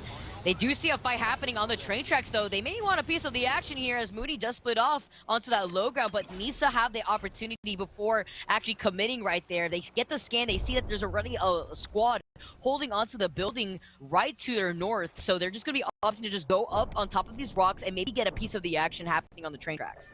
Yeah, they see that the team basically on the train tracks on the fence line, and we're playing this one quite passively. No one was really peeking them, and so they're going to be safe there for some time. Onyx Gaming starting to creep up with the zone closing in right now, but it does seem like this fence, or excuse me, this stairwell is in. Neanderthals have pushed up onto the high ground now, trying to make a push onto a full purple team. Actually, Plug Cube is going to be able to get that red Evo for himself, as looks like the team is just going to get out of dodge. So another Valkyrie deploy being used now, as OA end up finding a couple of kills for themselves. That's going to be Sussy Baka's going down. Sussy Baka's, yeah, I saw Qualifier going down here too. OA now still holding on to these train tracks. They also have the crypto. They could probably have the EMP at the ready, as well as the bombardment here. Just a matter of denying a lot of that space from these squads. They see another redeploy happening right above them. Asteria were the ones actually in that fight playing passively on these train tracks, which is surprising you're seeing as Asteria has been rather aggressive within this loser's bracket.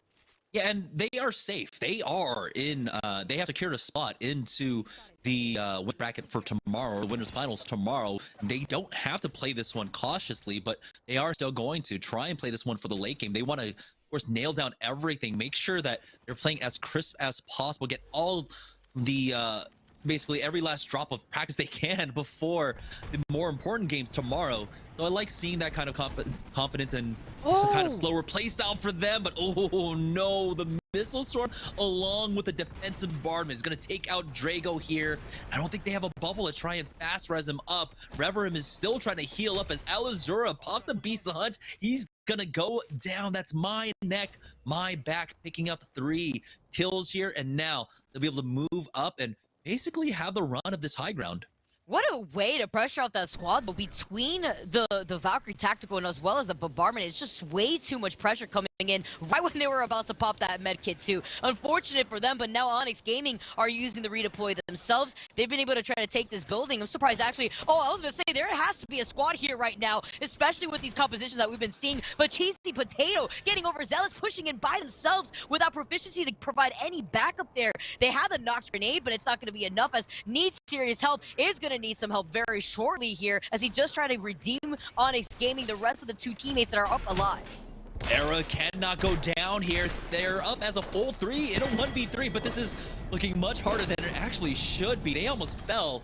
You can see red blinking health on 2 of the members, but the Era members will be able to heal up for now.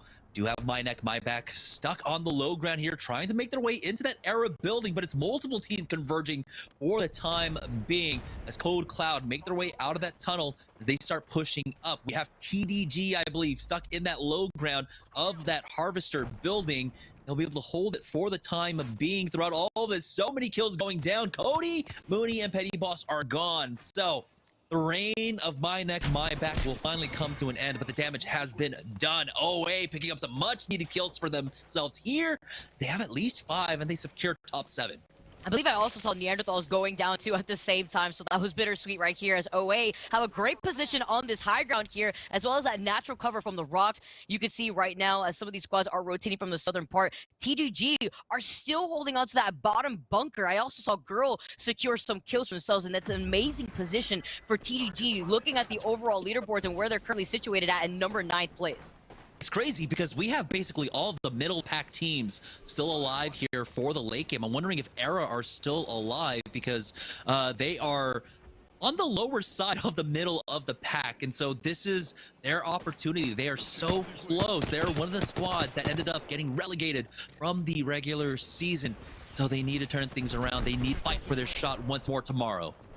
Go Casual still holding on to this high ground spot here. They want to be able to secure this spot for themselves too. This is the number 8 team that are so close with TDG too. OA as well, just walking away with some of this extra loot.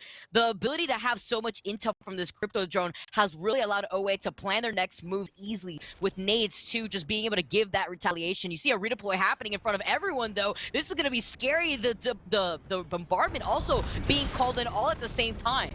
Yeah, Optimal Ambition have to be worried. They're probably the most vulnerable squad to that Valkyrie redeploy, but it doesn't seem like it is actually going to be right on top of Team Casuals. They turn around in time to try and fight back. They lose out on one, trading back for Zipper there, but Akuma has gone down. But the defensive bombardment posthumously will pick up the extra kills for them, and Casuals will survive the fray for now.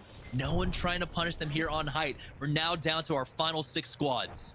That was insane. That bombardment provided so much cover here for Casuals. See TGG now right there on the bottom. They have to be careful with that squad still right on top of them. See Kimchi Lee going down. That maybe Dumpers just falling completely, and it actually is here. 5 squads left for this final game right now, and OA are in such a great position to secure a lot of these kills out in this open field.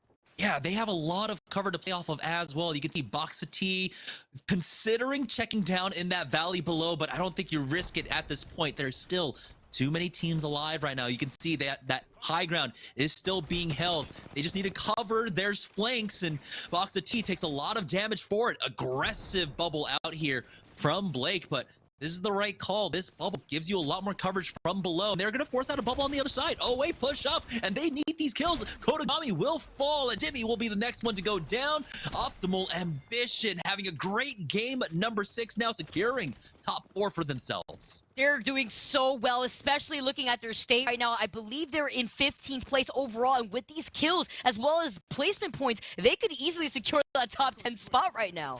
The kills might be enough for them. This is about their 3rd or maybe even 4th team fight that they've gotten into throughout the course of the game. You can see TDG still alive, Casuals there, as well as Era surviving currently as a 2-man. But their hopes are not out yet. But this is insane. We have Optimal Ambition and Team Era, both really close together at the beginning of this game. 22 points for Era and 21 points for Optimal Ambition. They are both sitting outside of the top 10 right now. This is the game for both of their squads. This is so intense right now. Last game right now of the situation for these teams to see themselves still performing in the ALGS to get another shot to compete in the finals tomorrow, Jamerson. And Optimal Ambition want just that. They're closing in the gap. They're trying to find the opportunity. Again, this position that they have is beautiful, but there's a team right above them right now on top of the Pride Rock. See Boxel T trying to get a different angle, but having to be careful. They're going to be in the line of sight of TGD and Casuals. Yeah, Casuals actually relent on that pressure and allow them the opportunity to try and climb up. EMP comes out, but you can see Ziffer doing a really great job of pre-popping the barrel before it gets cleared. Unfortunately, he still needs to buy some time for himself as Tech finds an angle behind. Is he lurking? No! He gets the one clip, and now he backs away. He does fall for his efforts as OA finds another knock. That's going to be Tech Candy going down to him. Optimal Ambition now in the top 3, picking up kill after kill, and now it's just a 1v3 for them to finish it all off. Optimal Ambition secure a spot in the top 10. What a performance at the very end, securing so much KP in the process with this win here, Jamerson. This is what I love to see, and I love to see how some of these teams know what's at stake here. You see Optimal Ambition, you saw Era too. They were so close together, and now OA, they come out on top with that last win for the final game of the day. And the big question is, did Era do enough throughout all that? I have to imagine they did, hitting the top 4 at the very least. I don't know exactly where they went down at the end there, but man, this is what I love about having so many stakes on the line. When we have the double elimination stuff like that, it's just that every single fight matters. Every single fight has some sort of substance and an immediate consequence. And we're seeing that here. Optimal Ambition having the game of their best game of their night, essentially, to secure their spot into the top 10 for tomorrow. I love to see what this overall leaderboard is going to look like, Jamerson, because I could only imagine with OA securing that win at the very end with the amount of KP that they also were able to take, how that they're just going to skyrocket. And I want to know, which of these teams are they booting off from this top 10? Which of these teams came close to it but did not get the final results that they needed to get? Okay, so production are just waiting to try and get the graphic up, but for the meantime, we're gonna go ahead and take a look at replays, and I cannot wait to take a look at the leaderboard because right now there's so much at stake. There's so much at stake. Stick Drift OP was one of those squads that needed a great game at number 6, but the action came at them real fast here in game number 6. At the very beginning, too, I believe they were in 16th place overall, but at the very start, they just did not have a great game. We also saw Moaners getting contested, but coming out on top was Aiden here. And even though with that Hemlock, that burst shot just landing every single shot, just going to shove Bad Boys back to the lobby. And Era also having a rather good game here when they were stormed in by Cheesy Potato. We saw the Nox Grenade getting sent out, too, at some points. But we have to highlight the performance from OA and their positioning off to the side, just having a clear view of a lot of these teams traversing through that open field. And you can see like the clear game plan, right? Because there were 2 options for ring number 3 to essentially pull. Was I going to pull up north towards Harvester, or was going to pull south towards Tree? But they ran that middle line. They were playing off the train tracks. They were playing off the bridge. That gave them options for both rotates. And they were able to utilize that so extremely well. I love what I'm seeing here. Casuals, too, also taking that high ground, and TGG as well, another one of those squads that want to maintain their spot within the top 10. They were playing things very slowly, so any sort of KP that they were able to secure is really good news for them. Now it's just a matter of seeing who managed to come out on top here at the very end, with OA still securing that victory, as well as cleaning up shop between Era and that last squad that they were facing off against. You can see Optimal Ambition. They were able to farm this lobby extremely well. They needed these points, and honestly, it's a great bounce back for them. Let's see how many they ended up picking. It was going to be a 12 kill game for them with that plus 12. That's 24 overall. That almost doubles their overall points for the day off of this one win. Era, though, not to be outdone. They secure second place with 10 points, 19 points overall for them. Love it here. You can see with casuals as well, securing third place as well as 7 kills. A lot of these teams getting as many kills as they can, but you could see how a lot of them were also playing very passive aggressive. I'm looking at my neck, my back, which still were able to secure 5 of those kills, but placing in 10th place has set them back, but it didn't matter at all. Here, you saw that my neck, my back, they secured 2 victories in this lower bracket, so they were able to have some fun in that final game, feeling very comfortable with some more breathing room. Yeah, they were comfortably in first place, and honestly, game number 6 was just a formality for them. I'm surprised they didn't try to do more up against Neanderthals like we saw in game number 4. That was honestly a nice little fun storyline to follow as they determinedly chased them down across the map to get them out of here. Now, will that be the difference maker? Will, getting rid of them in game number 4 maybe knock out the Neanderthals? We're going to have to find out in just a few more minutes as we're still trying to tally the scores and make sure we get everything right. Remember, the top 10 teams from the lower bracket here will be moving on to the finals taking place tomorrow, where it's going to be 6 games, and those 6 games decide your fate for the next couple months. Only the top 8 teams will be moving on to the Pro League split number 2. This is the bottom half of the Game 6 team scores, though, as you can see some very unfortunate score lines. Neanderthals only able to pick up 1 point, and that was just the placement point here in game number 6. Yeah, you also had some teams like Boston Monsters who were also pretty comfortable in third place, I believe, before that last game where they didn't get any points, actually. Just fell down early in the game at 18th place. But some of these squads that did do really well were the middle of the pack squads. So that's what's really interesting. Once we get these overall scores tallied up for you guys, it's going to be nice to see which of these teams actually managed to maintain that top 10 spot and which ones are going to be dropping down into the challenger circuits for a chance into that next split for the ALGS. Well, I mean, to Boston Monster, I was about to call it the Boston Market. Free advertising. Boston Monsters' credit, they were just trying to entertain the crowd. They were trying to just have some fun. They were running that Revenant composition. It took a little while for them to get going. Motors was the only team that actually felt the force and the weight of it, but they were able to hold off and pick up those 3 kill points. I wonder if that might have been enough for Motors to try and secure a spot as well, because they were also another team that was middle of the pack. And so they were desperately just trying to avoid getting taken out early, but instead they flipped the script, they pick up plus 3 KP. Was it enough? Yeah, I'm wondering, again, just to highlight what we're on the line here, the top 10 squads from the winners bracket move on to the finals that are going down tomorrow, and they are going to have some advanced starting points too in comparison to the top 10 squads in this losers bracket that will be moving on to the finals to meet up with them with no advanced points. So how is that going to play a factor into what we're going to expect from the finals? I'm interested to see, because of course we saw teams like My Neck, My Back gain so much momentum off of the first 6 games into playing their last 6 games of the day. So 12 games in total some of these teams had to play. Yeah, I think it's something like 10 points or something. I forget exactly how many you get. But if you really consider that in the grand scheme of things, that's one game where you end up getting like top 5 or top 4 with a few kills. So that is substantial in and of itself. It's actually absolutely massive for the teams in the winner brackets to be able to get that advantage going into it. And you know what, like when all of this was announced, when double elimination was announced, I was really wondering how that was going to work out. And I think that is pretty fair of an advantage to have coming from the upper bracket. Especially since they had to go through that upper bracket, looking at teams like COG, the way that they were able to perform with their game plan working out for them. It's kind of like what you were saying, Jamerson, kind of making and paving a way for some of these squads to kind of take notes from, so that way they could perform in a similar capacity. But again, I love the performance that we had seen from our teams in the lower bracket. We started off really strong where it seemed like the aggressive state was just turned up. And then midway through, I believe it was like game 3 or 4, we saw a lot of these teams slow it down more often, play positioning so that way they could prioritize that end circle positioning more than anything else. Yeah, I mean, it's kind of like this weird pendulum for how Apex works, right?